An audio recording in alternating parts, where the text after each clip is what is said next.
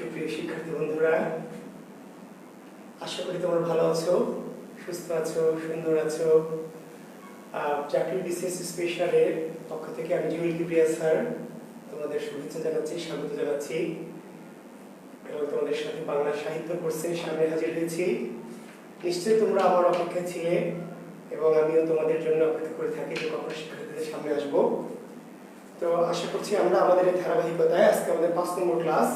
আমরা এর আগে 4টি ক্লাস নিয়েছি, নিশ্চয়ই তোমাদের মনে আছে। প্রথম আমরা নিয়েছি বাংলা ভাষার উৎপত্তি উদ্ভব, তারপরে বাংলা সাহিত্যের যুগ বিভাগ, তারপরে আমরা বাংলা সাহিত্যের প্রাচীন যুগ এবং চর্যাপদ এই টপিকটা নিয়ে 2টো ক্লাস নিয়েছি। আশা করছি তোমরা সেগুলি পড়েছো। তারপরেও শুরুতে তোমাদের যদি কোনো প্রশ্ন থাকে অতি দ্রুত, চর্যাপদ এবং প্রাচীন যুগ নিয়ে যদি কোনো প্রশ্ন থাকে একটু দ্রুত করবে। চর্যাপদ এবং প্রাচীন যুগ এই বিষয়টা নিয়ে যদি তোমাদের কোনো প্রশ্ন থাকে তাহলে তোমরা একটু দ্রুত করবে। আমি এইটুকু একটু সলিউশন দিয়ে আমাদের আজকের পড়াটা মধ্যযুগে প্রবেশ করব, ঠিক আছে? হ্যাঁ, কেমন আছি? আশিস চন্দ্র মোদক কেমন আছেন স্যার? ভালো আছি বাবা। মহিমিনুর রহমান সোহাগ, আসসালামু আলাইকুম স্যার। অনেক শত শত হাজার হাজার সালাম দিচ্ছ, আমি সবার পক্ষ থেকে সালাম গ্রহণ করছি। আসলে প্রত্যেকজনকে ইন্ডিভিজুয়াল উত্তর দিতে গেলে আমার আজকে ক্লাস শেষ হয়ে যাবে, এত স্টুডেন্ট তোমরা। তো আমি সবার পক্ষ থেকে ওয়ালাইকুম আসসালাম ওয়া রাহমাতুল্লাহি ওয়া বারাকাতুহু। আমি ভালো আছি, সুস্থ আছি ইনশাআল্লাহ, তোমাদের দোয়ায়, তোমাদের শুভকামনায় ভালো আছি। তো আমি আবার বলেছি, আমি অলরেডি বলেছি যে তোমাদের যদি আমরা যে অংশটুকু 4টি ক্লাস আলোচনা করেছি, বাংলা সাহিত্যের উদ্ভব, ঠিক আছে, বাংলা সাহিত্যের যুগ বিভাগ এবং প্রাচীন যুগ চর্যাপদ, এই বিষয়গুলো নিয়ে আমরা আলোচনা করেছি। এরপরেও যদি তোমাদের কারো কোনো কোশ্চেন, কোনো সংশয়, কোনো দ্বিধা, কোনো বিষয় নিয়ে, আচ্ছা,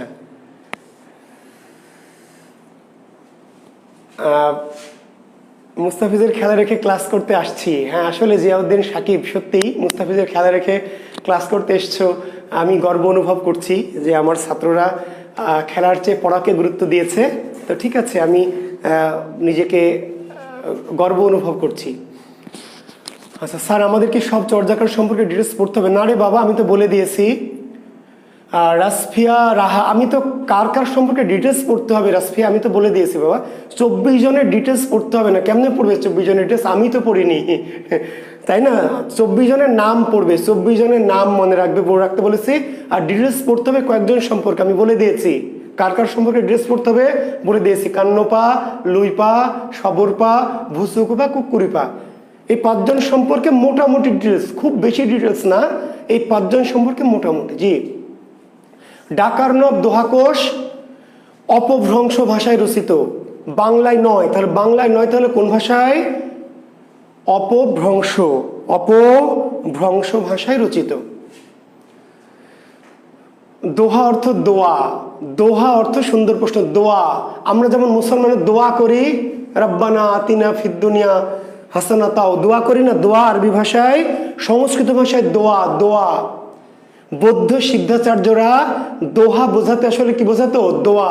তাদের ভাষায়, বৌদ্ধ তান্ত্রিকদের ভাষায় ছিল কি? দোয়া। স্যার, পদসংখ্যা কার কোনটা প্রবাদ মনে রাখা কষ্টকর? মনে রাখা কষ্টকর তো আমিও জানি, কষ্টকর তো আমিও জানি, কিন্তু কষ্টকর হলে মনে রাখতে হবে। আর আমি চর্যাপদ নিয়ে একটা আরেকটু কথা লিখে দিতে চেয়েছিলাম, আমার ইয়েটা নিয়ে এসো। আচ্ছা, আমি বলবো রোজায় কখন ক্লাস হবে। আজকে 3টে জরুরি কথা বলবো, অতি গুরুত্বপূর্ণ 3টি নোটিশ দিব একটু পরে। জি, ক্লাসের শুরুতে আপনাদের কোনো প্রবলেম না থাকলে আমি ক্লাসে ঢুকে যাব। চর্যাপদ নিয়ে, স্যার চর্যাপদের 50 নম্বর পদ বলেনি। 50 নম্বর পদ বলেনি মানে বুঝি নাই। রিয়েল রিপন, স্যার চর্যাপদের 50 নং পদ বলেনি, এটার মানে আমি বুঝি নাই। শেষ পদটা কি?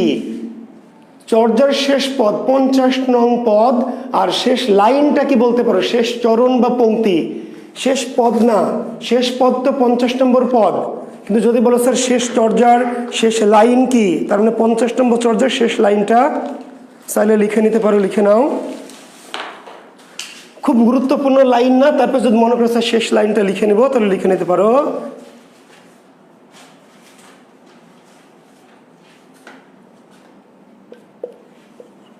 হিরো সে সব্র নিরেবন ভইলা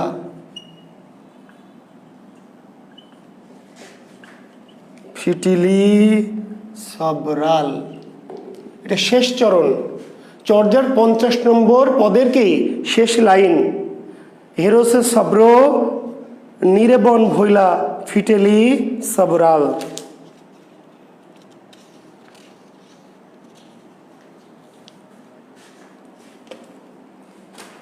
এটি খুব গুরুত্বপূর্ণ কিছু না। তারপরে যেহেতু আমরা প্রথম লাইনটা বলেছিলাম যে কাঁ তরু বড় পাঞ্চবি ডালো, চর্যার প্রথম লাইনটা কি কাঁ তরু বড় পাঞ্চবি ডালো, এটি প্রথম 1 নম্বর চর্যার 1 নম্বর লাইন। আর শেষ 50 নম্বর চর্যার শেষ লাইনটি হচ্ছে হেরোসে সাব্র নিরেবন ভইলা ফিটেলি সবরাল।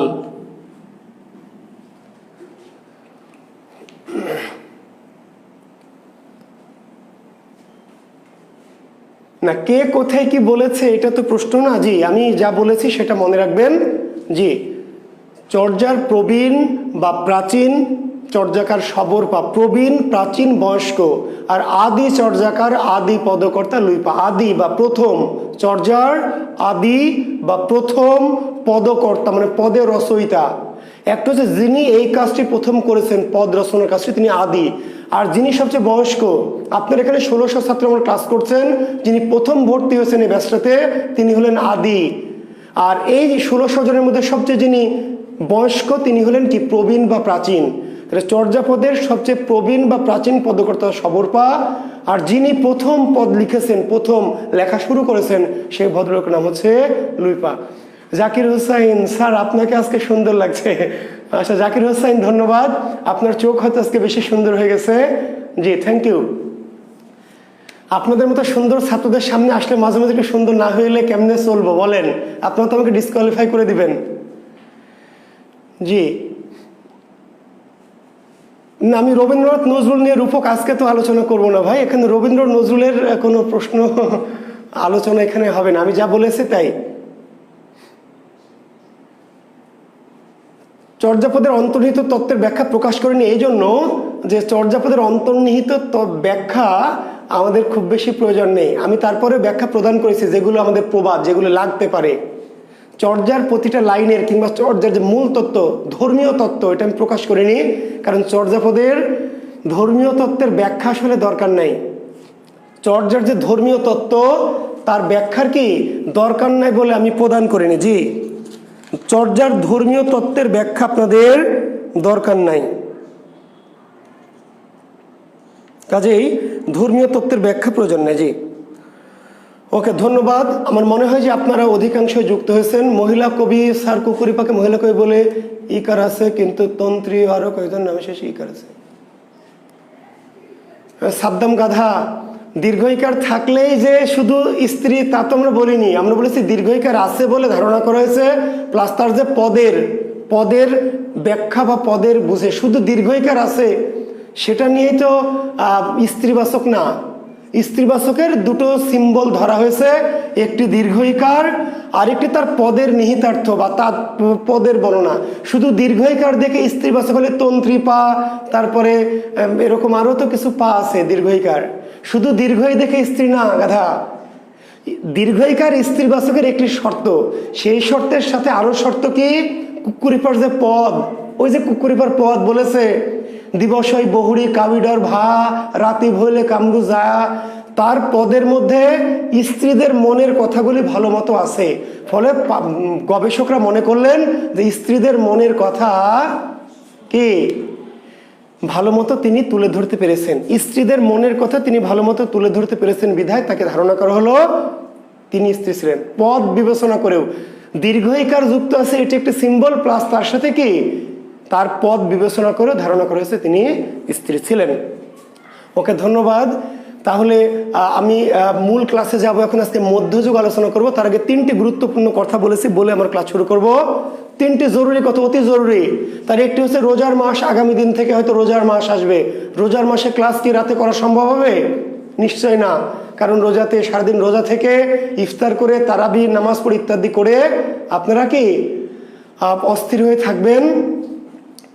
কাজেই রোজার মাসে কি করব, রোজার মাসে আমরা ক্লাস নিব সকালে, শনি সোম বুধ সকাল 10টা 30 লিখে নেন, শনি সোম বুধ সকাল 10টা 30, শনি সোম বুধ।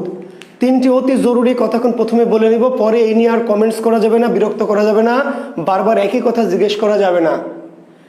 যেহেতু রোজার মাস অনেকেই নক করেছেন, আমি ইচ্ছা করে বলিনি যাচ্ছে ক্লাসে বলবো, তারপরে আমি হয়তো গ্রুপে একটা পোস্ট দিব। তাহলে আগামী রোজার মাস যদি চলে আসে, রোজার দিন থেকে আমরা রোজার মধ্যে রাতে যেহেতু পড়তে পারবো না নানান কারণে, নামাজ কালাম তারাবি থাকবে প্লাস রোজা থেকে। আচ্ছা, আর দুপুর 2টায় করার পক্ষে কেউ কেউ বলেছেন, সেটা কি করা যাবে, করা ঠিক হবে দুপুর 2টায় নাকি 10:30টায়?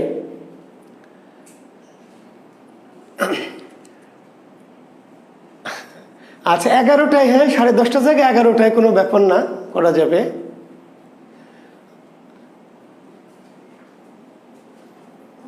তাহলে 11টায় করি না, 11টায় করলে 1টার আগে শেষ করব, কিন্তু অনেক নানা মুনির নানা মত, 10টায় 2টায় 10টা 30। আচ্ছা দুপুরে নিব, 2টায় বেশিরভাগ মত দিচ্ছে। ওকে 2টায়, আচ্ছা দুপুর 2টায়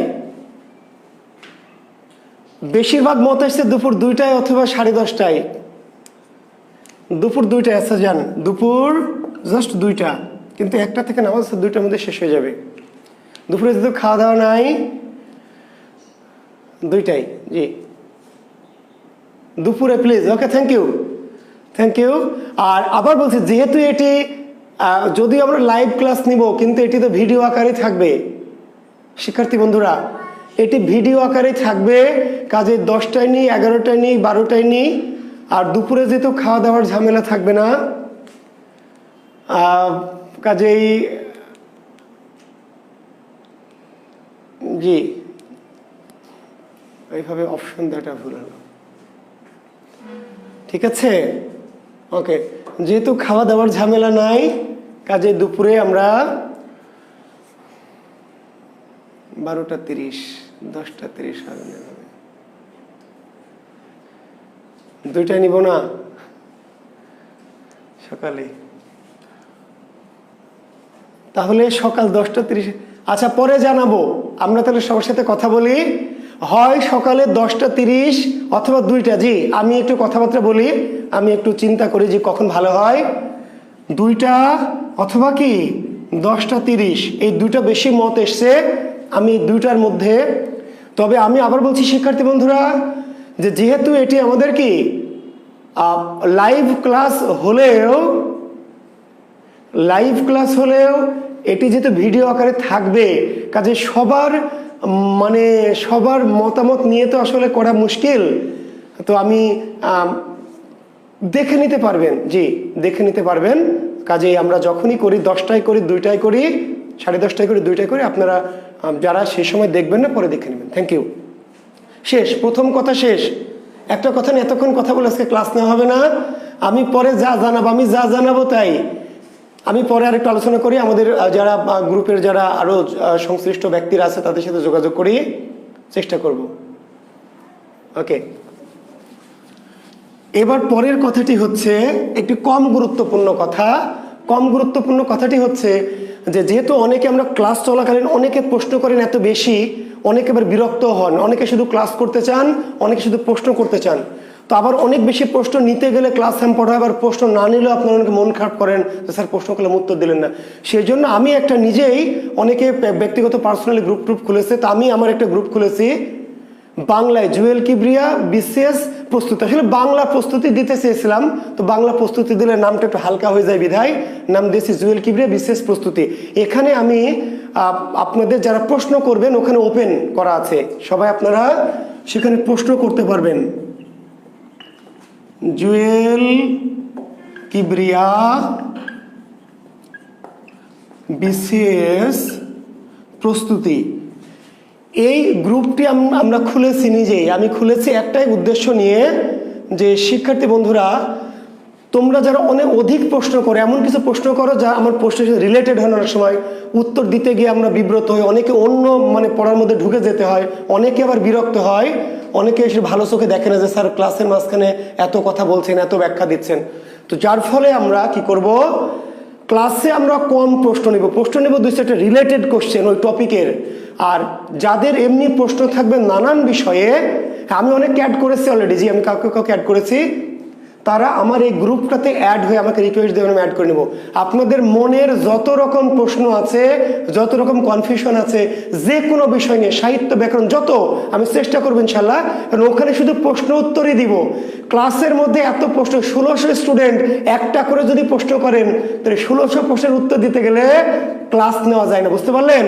প্রত্যেকে যদি একটা করে প্রশ্ন করেন তো 1600 প্রশ্নের উত্তর দিতে গেলে ক্লাস নেওয়া যায় না, ফলে আমরা বিব্রত হই, অনেকে প্রশ্ন করে উত্তর না পেয়ে মন খারাপ করেন আপনারা। কাজে আপনাদের মন খারাপও আমরা চাই না, আবার প্রশ্নের উত্তরও দিতে চাই।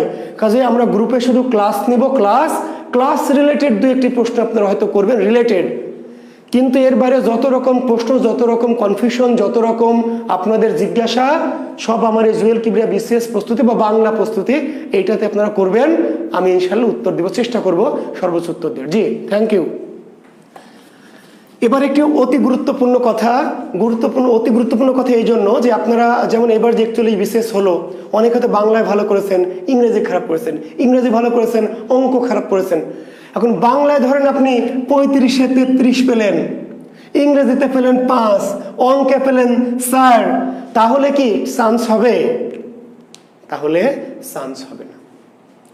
বিসিএস এমন একটা বিষয়, একটা সামগ্রিক বিষয়। কিন্তু আমি বাংলায় খুবই এক্সপার্ট, ইংরেজিতে যদি একেবারে 0 হই, অঙ্কে যদি 0 হই, বিজ্ঞানে যদি 0 হতাম, তাহলে কি আমার ক্যাডার হওয়ার সুযোগ থাকতো? আমি বাংলা হয়তো এক্সপার্ট, বাট ইংরেজি, অঙ্ক, বিজ্ঞান সেগুলোতেও কিন্তু আমি একেবারে আনএক্সপার্ট নয়, বুঝতে পারলেন? তো কাজে বিসিএস কিন্তু বাংলা আমি এক্সপার্ট করছি আপনাকে, আপনি পাশাপাশি ইংরেজির দিকে খেয়াল রাখতে হবে, অঙ্কের দিকে খেয়াল রাখতে হবে, বিজ্ঞানের দিকে খেয়াল রাখতে হবে। একটা পরিপূর্ণ একটি সামগ্রিক একটি প্রস্তুতি কিন্তু আপনাকে বিসিএস ক্যাডার করবে। আপনি বাংলায় আমার কোর্স করে 35-এ 34 পেলেন, কিন্তু অন্য সাবজেক্ট খারাপ পেলেন, দেখা যাবে স্কোর আপনার 100 বুঝছে না, তাহলে আপনি কিন্তু পিলিতেই টিকবেন না, রিটেন তো দূরে থাক। কাজেই আমার একটু অনুরোধ থাকবে, আমি আমার অনলাইন জগতে কিন্তু আমি আসতে চাইনি। আপনারা জানেন যে আমার একজন খুব প্রিয় স্নেহভাজন একজন ব্যক্তি আমাকে অনলাইন জগতে নিয়ে এসছে, যার জন্য আপনারা আমার কাছে কৃতজ্ঞতা প্রকাশ করেছেন, এবং আপনারা যে নিয়ে এসছে তার নামটিও জানেন, রিয়াদ হোসেন। আমার অত্যন্ত স্নেহের, আমার খুব কাছের একজন শিক্ষার্থী, এবং সে এখন নিজে খুবই জনপ্রিয় শিক্ষক, গণিতের রিয়াদ হোসেন। সেই রিয়াদ হোসেন স্যারের গণিতের কোর্সটি চালু হয়েছে আমার পরেই, ওরটা আগে চালু হওয়ার কথা ছিল, শুধু আমার সম্মানার্থে সে আমাকে আগে দিয়েছে, স্যার আপনারটা আগে শুরু হোক, তারপর আমি আমারটা করব।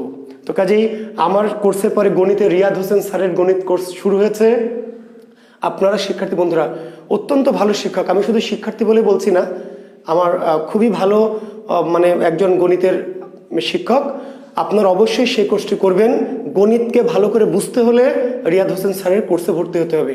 আর যেহেতু আমরা অ্যামাউন্ট এমন একটা লিমিটেড রাখছি যাতে আপনাদের আর্থিক কষ্টটা কম হয়, আমি জানি অনেকে এখানে ভর্তি হয়েছেন, যারা এখনো ভর্তি হননি, রিয়াদ হোসেন স্যারের যে গণিত কোর্স আমাদের জাকির বিসিএস নোটিশ দেওয়া আছে, অতি দ্রুত কোর্সে ভর্তি হয়ে যাবেন।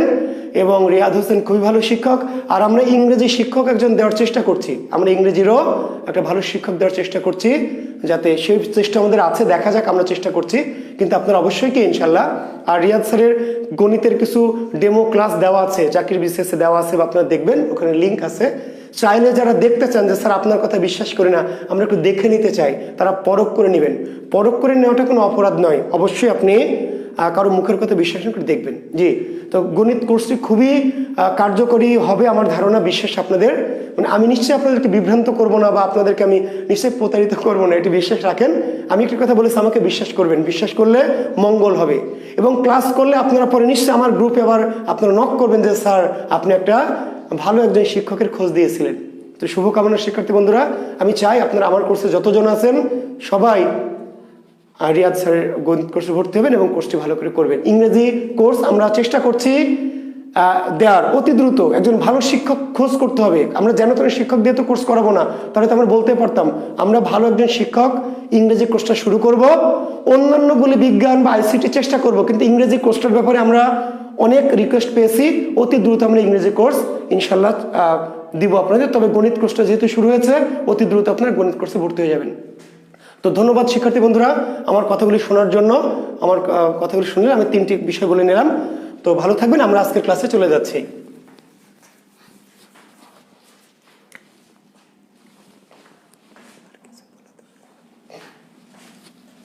মধ্যযুগ, হ্যাঁ লিখে ফেলেন। আমরা বেশ কিছু সময় নষ্ট করেছি, কাজে আমরা আর কথা বাড়াতে চাই না। লেখেন বাংলা সাহিত্যের মধ্যযুগ।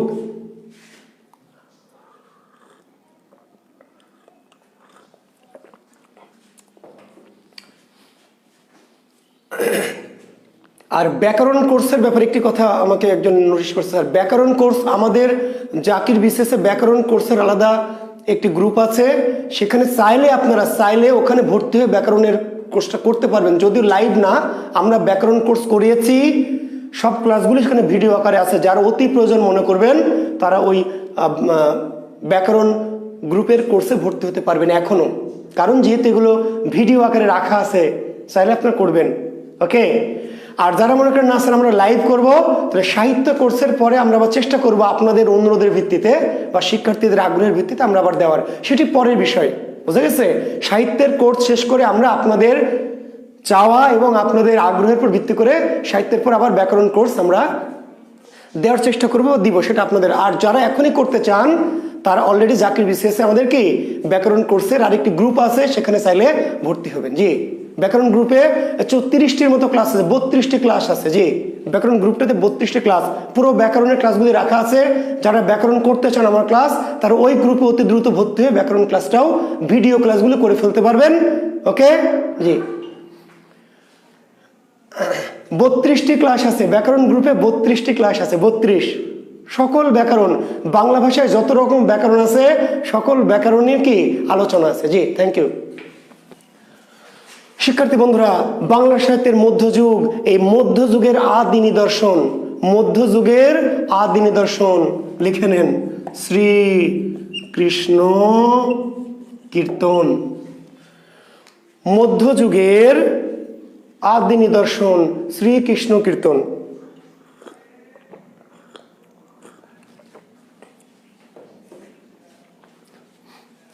মধ্যযুগের আদি নিদর্শন শ্রীকৃষ্ণ কীর্তন। আচ্ছা, শ্রীকৃষ্ণ কীর্তন কাব্যের রচয়িতার না, আচ্ছা কখন রচিত হয়েছে শ্রীকৃষ্ণ কীর্তন, কত সালে লিখবেন, কেউ কমেন্টস করবেন, আমি একটু দেখতে চাই দ্রুত 2-4 জন। শ্রীকৃষ্ণ কীর্তন কাব্য কত সালে রচিত হয়েছে, কে লিখবেন? দ্রুত কমেন্টস করেন দেখি কার জানা আছে। শ্রীকৃষ্ণ কীর্তন মধ্যযুগের আদি নিদর্শন, বাংলা সাহিত্যের আদি নিদর্শন না, কিন্তু কি মধ্যযুগের আদি নিদর্শন শ্রীকৃষ্ণ কীর্তন। কত সালে রচিত হয়েছে? মোহাম্মদ ইমন আবু তালহা জুনার 1909। 1909 কি আধুনিক যুগ না প্রাচীন যুগ না মধ্যযুগ? ইমন আবু তালহা 1909 কি মধ্যযুগ না আধুনিক যুগ না প্রাচীন যুগ? আমি জানি আপনারা কি উত্তর দিবেন। দেখেন, আমি যদি জানি তাহলে যে পিএসসির পরীক্ষক সে জানে না, আপনারা কি ভুল করবেন সেটা কিন্তু জানে। জি, দেখেন আপনারা সবাই উত্তর দিচ্ছেন কি 1909। হ্যাঁ, জাকির হোসেন একজন ভালো উত্তর দিয়েছেন, আমি জানি না এটা কোন জাকির হোসেন, আমাদের জাকির হোসেন কিনা। 1909 সাল যদি হয় তাহলে কি 1909 সাল কি প্রাচীন যুগ না মধ্যযুগ না আধুনিক যুগ? 1909 সাল আধুনিক যুগ ভাই। একজন আবার লিখছে 1209 সাল, রবিউল ইসলাম প্রিন্স। আচ্ছা, শ্রীকৃষ্ণ কীর্তন কাব্য রচিত হয়েছে 1351 থেকে 1400 সাল, অর্থাৎ 14th শতাব্দীর শেষ ভাগে। শ্রীকৃষ্ণ কীর্তন কাব্য রচিত হয়েছে কখন? 1351 থেকে 1400 সাল। 1351 থেকে 1400 সাল, অর্থাৎ 14th শতাব্দীর শেষ ভাগে। 14th শতাব্দীর শেষ ভাগে। জি, লেখেন।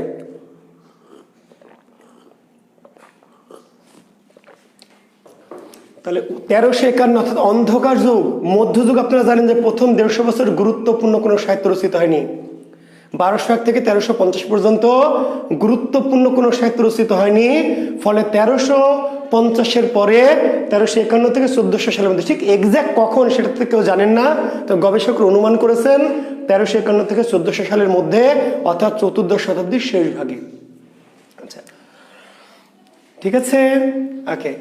তাহলে এটি, আর এই যে 14শ শতাব্দীর শেষ ভাগে লেখা হলো, কিন্তু ওই সময় যখন লেখা হলো তখন তো এটা বই আকারে, পুস্তক আকারে প্রকাশিত হতো না। কেন হতো না জানেন? তখন তো বই ছিল না, ছাপাখানা ছিল না। লেখা হয়েছে 1351-1400 সালের মধ্যে পুঁথি, হাতে লেখা পুঁথি। তারপর লেখকের মৃত্যুর পর এই পুঁথি আস্তে আস্তে কালক্রমে হারিয়ে গেল, এবং হারিয়ে যাওয়া পুঁথি পরবর্তীতে 1909 সালে আবিষ্কার করা হলো। কি আবিষ্কার? এটা রচনা সাল না। ওই যে শিক্ষার্থী বন্ধুরা বলেছিলাম যে আপনারা একটা তথ্য জানেন আর পরীক্ষক যাই আসুক উত্তর দিয়ে দেন, মানে শ্রীকৃষ্ণ কীর্তন যাই প্রশ্ন করুক উত্তর 1909 সাল।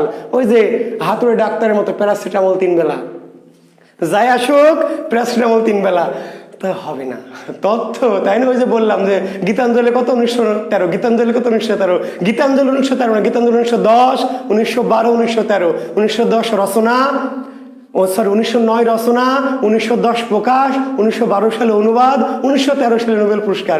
কাজে গীতাঞ্জলি মানে জায়েজ 1913 তা না, ঠিক তেমনি শ্রীকৃষ্ণ কীর্তন মানে জায়েজ 1909 তা না রে ভাই। তো রচনাকাল 1351 থেকে 1400 সাল। আর আবিষ্কার মানে কি? ওই যে শ্রীকৃষ্ণ কীর্তন যখন লেখা হলো, হাতের লেখা পুঁথি। ওই সময় যেহেতু ছাপাখানা ছিল না, প্রেস ছিল না, প্রকাশনা প্রতিষ্ঠান ছিল না, লেখকরা হাতে লিখত। এই হাতে লেখা রচনাকে বলে পুঁথি। লেখকদের মৃত্যুর পরে এই পুঁথিগুলি কালক্রমে হারিয়ে যেত।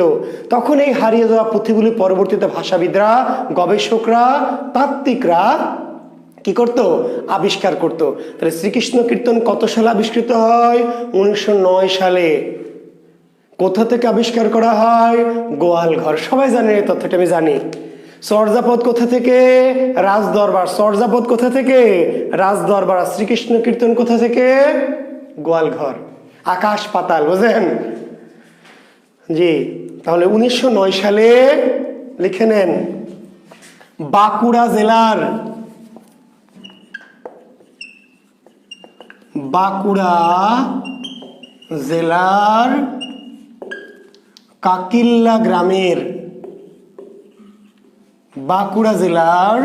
কাকিল্লা গ্রামের দেবেন্দ্রনাথ মুখোপাধ্যায় নামক জনৈক ব্রাহ্মণের গোয়ালঘর থেকে। তথ্যটি একটু বড় করে লিখলাম এই জন্য, রিটেনে আসবে যে শ্রীকৃষ্ণ কীর্তনের আবিষ্কার সম্পর্কে যা জানুন লিখুন। শ্রীকৃষ্ণ কীর্তনের আবিষ্কার সম্পর্কে যাহা জানুন লিখুন। কাজেই পিলিতে এত বড় লাগবে না, পিলিতে আসবে কোন জেলায়, কোন গ্রামে, কার বাড়ি থেকে, কোথা থেকে, এই তথ্যগুলি আলাদা। কোথা থেকে? গোয়ালঘর। কোন গ্রাম থেকে? কাকিল্লা গ্রাম। কোন জেলা থেকে? বাঁকুড়া জেলা। কার বাড়ি থেকে? দেবেন্দ্রনাথ মুখোপাধ্যায়। তাহলে পিলিতে যে ইন্ডিভিজুয়াল, আর রিটার্নে আসবে কি? যে শ্রীকৃষ্ণ কীর্তন কাব্যের আবিষ্কার সম্পর্কে যাহা জানো লেখো। তখন এই পুরোটা লিখতে হবে। তাহলে 1909 সালে পশ্চিমবঙ্গের বাঁকুড়া জেলার কাকিল্লা গ্রামের দেবেন্দ্রনাথ মুখোপাধ্যায় নামক জনৈক ব্রাহ্মণের গোয়ালঘর থেকে শ্রীকৃষ্ণ কীর্তনের পুঁথি আবিষ্কার করা হয়। যিনি আবিষ্কার করেন সে ভদ্রলোকের নাম কি? বসন্ত রঞ্জন রায়। আবিষ্কারকের নাম কি? বসন্ত রঞ্জন রায়।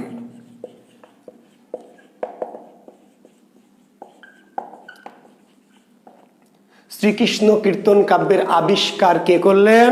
আবিষ্কারকের নাম কি? বসন্ত রঞ্জন রায়।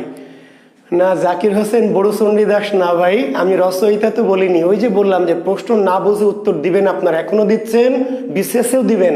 আমি তো ইচ্ছা করে এই প্রশ্নগুলি করি। কেন করি জানেন? আপনাদের কেন বলি যে লেখেন, এই জন্য করি যে আপনারা কি লিখবেন সেটা আমরা কিন্তু জানি। আমি চাই ভুল করে ভুলটা দূর হোক, বিভ্রান্তি পড়ে আপনি যাতে পরে ভুল না করেন। তাহলে আবিষ্কারক বড়ুচণ্ডী দাস নয়, আবিষ্কারকের নাম কি? বসন্ত রঞ্জন রায়। শ্রীকৃষ্ণ কীর্তন কাব্যের আবিষ্কারকের নাম বসন্ত রঞ্জন রায়। এখন দেখেন শরীফুল ইসলাম বিদ্যুৎ গোয়ালঘর মানে কি বোঝা যাচ্ছে না। শরীফুল ইসলাম বিদ্যুৎ, আপনি কি বাংলাদেশি না আমেরিকান নাকি কানাডিয়ান ভাই? আমি তো বুঝি নাই যে আপনি গোয়ালঘর মানে বুঝবেন না, তাহলে তো ব্যাখ্যা দিতাম। আমি জানি যে আমার শিক্ষার্থীরা গ্রাম বাংলার সাধারণ শিক্ষার্থী বা বাংলাদেশের মানুষ যারা গোয়ালঘর বোঝে, আপনি যে বোঝেন নাই তাহলে কেমনে হবে? যে গরু থাকে যেই ঘরে তার নাম গোয়ালঘর। আর গোয়ালঘর থেকে কেন? এটা হলো এই জন্য যে পুরাতন কাগজপত্র পুঁথিপত্র কোথায় রাখতো আগে যুগের মানুষ? গোয়াল ঘরের পাশে একটা ছোট ঘরের মতো থাকতো, পুরাতন ভাঙা চেয়ার টেবিল খাট টাট আমাদের বাড়িতেও ছিল। তার মানে পুরাতন জিনিসপত্র কোথায় রাখতো? ওই পিছনে গোয়াল ঘরের একটা পাশে, বুঝতে পারলেন? এই পুঁথিটা যে এত দামি ভাই সেটা তো বোঝেনি। ওই লেখক মারা যাওয়ার পরে লেখকের বউ বা বাচ্চারা কি করেছে, এগুলো আজে বাজে পুঁথি আগে আজে বাজে লেখা মনে করে কি করেছে, গোয়াল ঘরের মধ্যে আমরা পুরাতন জিনিসপত্র তাই না কি করি, আজে বাজে বই পুরাতন বই টই হ্যাঁ কি করি রেখে দিই, ভাঙা চেয়ার টেবিল তাই না, পুরাতন বই কাগজ টাগজ কি করে রেখে দিই, বুঝাইনি যে এই পুঁথিটা তো দামি। বুঝতে পারলেন? পরে গবেষকরা গবেষণা করে করে বের করেছে ওখান থেকে। জি, জনৈক মানে একজন বিশেষ কোনো ব্যক্তি, জনৈক মানে একজন বিশেষ কোনো ব্যক্তি। জি, পোলাপান এমন প্রশ্ন করে জনৈক মানে কি স্যার, মানে উদ্ভট প্রশ্ন। আচ্ছা, তাহলে শ্রীকৃষ্ণ কীর্তন কাব্যের আবিষ্কারকের নাম কি? বসন্ত রঞ্জন রায়। তাহলে বসন্ত রঞ্জন রায় 1909 সালে পুঁথিটা আবিষ্কার করলেন, করে সেটাকে কি করলেন, প্রথম এটাকে সম্পাদনা করে বই আকারে প্রকাশ করলেন। বই আকারে প্রকাশ করলেন কত সালে প্রকাশ করলেন? 1916 সালে। এবং দেখেন শ্রীকৃষ্ণ কীর্তন এবং চর্যাপদের প্রকাশকাল এক। বুঝতে পেরেছেন? জি, আবিষ্কারটা আলাদা, কিন্তু শ্রীকৃষ্ণ কীর্তন এবং কি চর্যাপদের প্রকাশকাল 1916 সাল। তাহলে 1916 সালে এই পুঁথিটা বইটা প্রকাশ করা হলো। তাহলে শ্রীকৃষ্ণ কীর্তন কাব্য কত সালে আবিষ্কৃত হয়? 1909। আর কত সালে প্রকাশিত হয়? 1916 সালে। কোথা থেকে প্রকাশিত হয়? ওই যে একই প্রতিষ্ঠান, বঙ্গীয় সাহিত্য পরিষদ। বঙ্গীয় সাহিত্য পরিষদ।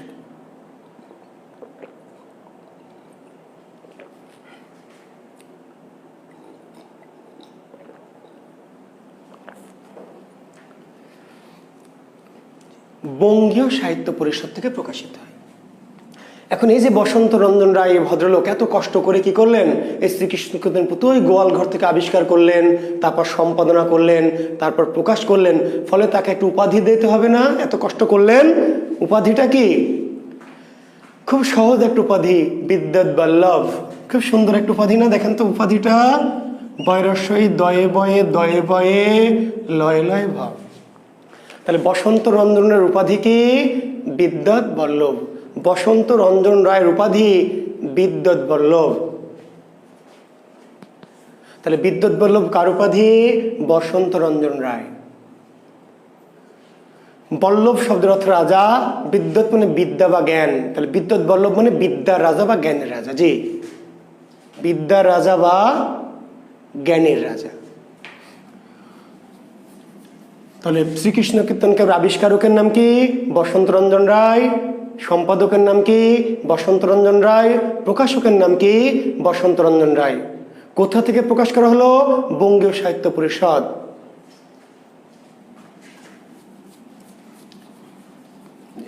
এখন রচয়িতাকে, শ্রীকৃষ্ণ কীর্তন কাব্যের রচয়িতা, শ্রীকৃষ্ণ কীর্তন এই কাব্যের রচয়িতার নাম কি? রচয়িতার নাম হলো বড়ু চণ্ডীদাস। রচয়িতা, অনেকে রচয়িতা বললে বসন্ত রঞ্জনের নাম দেয়, আবার আবিষ্কারকের নাম বলে বড়ু চণ্ডীদাস দেয়। বুঝতে পারলেন? তাহলে আবিষ্কারক বসন্ত রঞ্জন, আর রচয়িতাকে, রচয়িতা কি বড়ু, শ্রীকৃষ্ণ কীর্তন কাব্যের রচয়িতার নাম বড়ু চণ্ডীদাস। বড়ু চণ্ডীদাস। আসলে এই ভদ্রলোকের নাম বড়ু চণ্ডীদাস নয়। তাহলে পরীক্ষায় প্রশ্ন হবে প্রিলিমিনারিতে বা ব্যাংকে বা প্রাইমারিতে, যে বড়ু চণ্ডীদাসের প্রকৃত নাম কি, বা শ্রীকৃষ্ণ কীর্তন কাব্য রচয়িতার প্রকৃত নাম কি? শ্রীকৃষ্ণ কীর্তন কাব্য রচয়িতার প্রকৃত নাম অনন্ত বড়ু। অনন্ত বড়ু। শ্রীকৃষ্ণ কীর্তন কাব্য রচয়িতার প্রকৃত নাম কি? অনন্ত বড়ু। বুঝতে পারলেন? এই অনন্ত বড়ু এই আমাদের আজকের দিনের এই অনন্ত জলিলের পূর্বপুরুষ। জি, আসতে বলছে, এটা জোরে বলা যাবে না। জি, বিশ্বাস হচ্ছে না? এই বড়ু চণ্ডীদাসের বেটার নাম না, এই ভদ্রলোকের নাম অনন্ত বড়ু। বুঝতে পারলেন? এই অনন্তদের কাজ কি জানেন? কেন বলছে অনন্ত আজকের অনন্তের পূর্বপুরুষ? আমি নিশ্চিত, সিওর। কারণ অসম্ভবকে সম্ভব করে অনন্তদের কাজ। বাংলা চলচ্চিত্রে অসম্ভবকে সম্ভব করেছে যে অনন্ত, বর্তমান অনন্ত। আর মধ্যযুগের সাহিত্যে অসম্ভবকে সম্ভব করেছে এই অনন্ত বড়ু। কি কাম করেছে, কি অসম্ভবকে সম্ভব করেছে, একটু পরে টের পাবেন। জি, বিশ্বাস না হলে আমি কেন নিশ্চিত যে এই অনন্ত আর ওই অনন্ত একই বংশধর?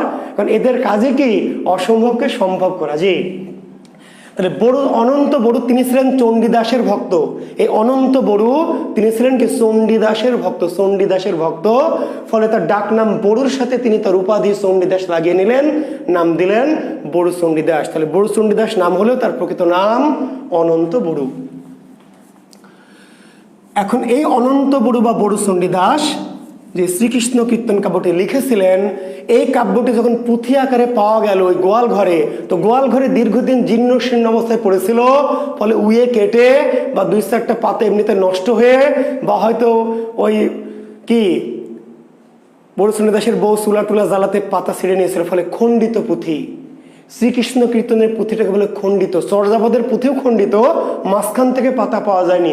চর্যাপদের পুঁথি মাঝখানে খণ্ডিত, আর শ্রীকৃষ্ণ কীর্তনের পুঁথি উপর এবং নিচের কয়েকটা পাতা পাওয়া যায়নি।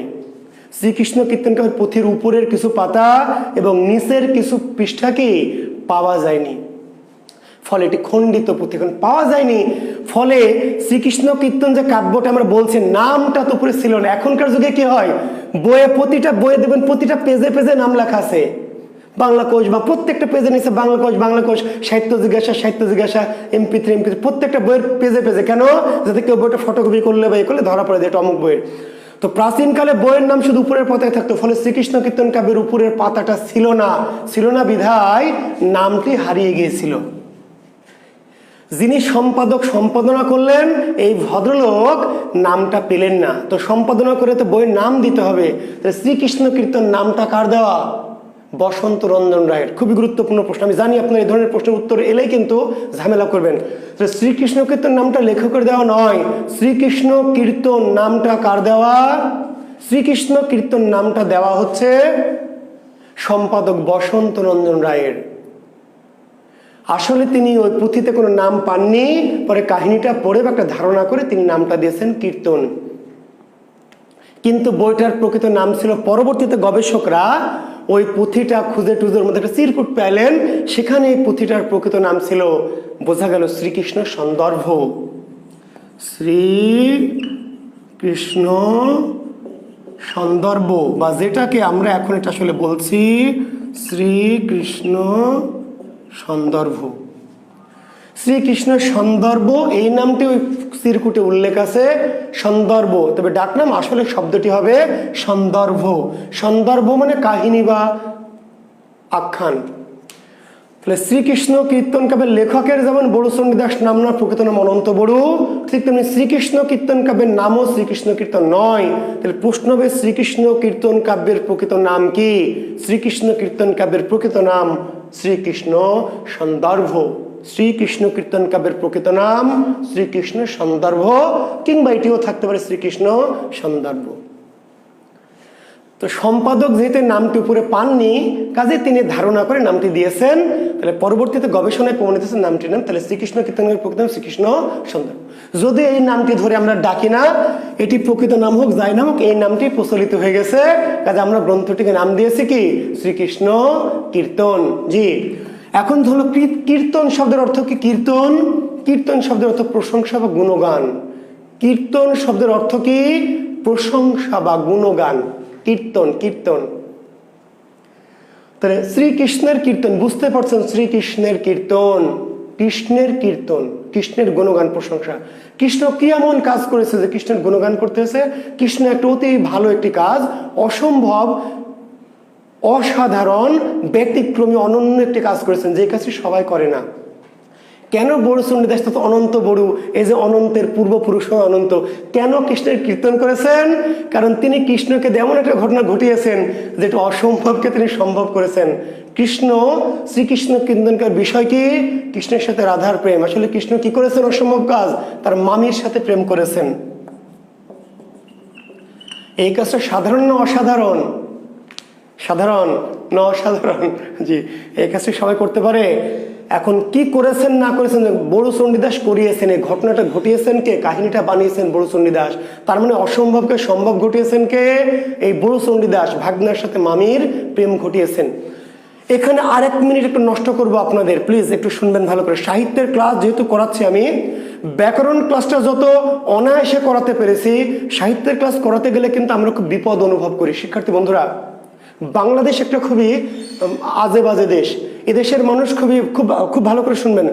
বাংলাদেশ খুবই একটি সুন্দর দেশ, কিন্তু এদেশের মানুষগুলি খুবই একটু আজে বাজে। কেন আজে বাজে জানেন? এদেশের মানুষ ধর্ম পড়েন না, ধর্ম ভীরু। ধর্মকে যে কোনোভাবেই তারা কি করে?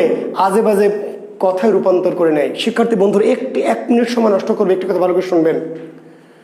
সাহিত্যের ক্লাস যখন নিচ্ছি আমি কিন্তু খুব ঝুঁকির মধ্যে থেকে, এই জন্য সাহিত্যে আমি কি রাধাকৃষ্ণ পড়াবো, আমি ইউসুফ জুলেখা পড়াবো, আমি লাইলি মজনু পড়াবো, নানান এমন কিছু পড়াবো, এর মধ্যে অনেক ধর্মীয় বিষয় যুক্ত আছে। বাট আমি কিন্তু আপনাকে ধর্মীয় বিষয় পড়াবো না। আপনাদের কাছে আমার করজোড়ে অনুরোধ থাকবে যে দয়া করে কেউ ক্লাসকে ধর্মীয় কোনো আলোচনার দিকে নিবেন না। তার মানে এখানে কেউ কৃষ্ণের ভক্ত থাকবেন, কেউ রাধার ভক্ত থাকবেন, তাই না? কেউ হয়তো ইউসুফের ভক্ত থাকবেন। আমরা যখন ক্লাসে সাহিত্য পড়াবো, আপনাকে স্রেফ ভাবতে হবে যে আমরা সাহিত্য পড়ছি, এর মধ্যে ধর্মীয় ব্যাখ্যা কি আছে কি। ওই যে বললাম যে আপনারা বললেন চর্যাপদে তো ধর্মীয় ব্যাখ্যা আলোচনা করলেন না। ভাই, ধর্ম ব্যাখ্যা তো আমার ক্লাস না, আমার ক্লাস সাহিত্য ব্যাখ্যা। আমার ক্লাস হচ্ছে কি? সাহিত্যের ব্যাখ্যা। ক্লিয়ার? ধর্মীয় ব্যাখ্যা করা আমার কাজ না। ধর্মীয় ব্যাখ্যা করবে কে? যে ধর্ম প্রচারক, যে পুরোহিত, যে পাদ্রী, যে বৈষ্ণব, যে গুরু। আমরা আলোচনা করব এই যে বইগুলি আমরা পড়ছি পৃথিবীতে, তাদের মাঝে সাহিত্যবোধ, সাহিত্যের রসটা কি। কাজে অনেক সময় সাহিত্য পড়াতে গিয়ে আপনারা যারা হিন্দু ধর্মের আছেন তারা আমাকে মনে মনে গালি দিবেন, জোরেও দিতে পারেন, এই ভেবে যে স্যার একটা বেয়াদ্দব, শয়তান, পাজি, নস্যার আমাদের কৃষ্ণের নামে কত আজে বাজে কথা বলতেছে। আসলে আমি কিছুই বলবো না। আমি আপনাকে বলবো কি, যা বড় চণ্ডীদাস বলেছে, বড় চণ্ডীদাস বলেছে এক, আর আমি বলবো আলাদা। তাহলে কি আপনি খুশি হবেন যে স্যার বড় চণ্ডীদাস যা বলে বলুক, আপনি বানায় টানে একটু ভালো করে বলেন? না ভাই, আমি যা বলবো এখানে আমার নিজের কোনো কথা নাই, নিজের কোনো মতামত। আমি তো ধর্ম প্রচার করতে বা কারো ধর্মের বিরুদ্ধে কথা বলতে আসি না, আমি সাহিত্য পড়াতে। ভাইরা আমার, ছোট মন নিয়ে ব্যাকরণ পড়াতে পেরেছি। যে কিছু মনে করেন, ছোট মন নিয়ে সাহিত্য কিন্তু পড়ানো যাবে না। সাহিত্য কোর্স করা খুবই জটিল। এই সাহিত্য পড়াতে গিয়ে অনেকে হয়তো হিন্দু যারা, তারাও আমাকে ঠ্যাঙাবেন, কতল করবেন যে এটা বেয়াদ্দব, পাজি, হিন্দুদের আজে বাজে কথা বলে।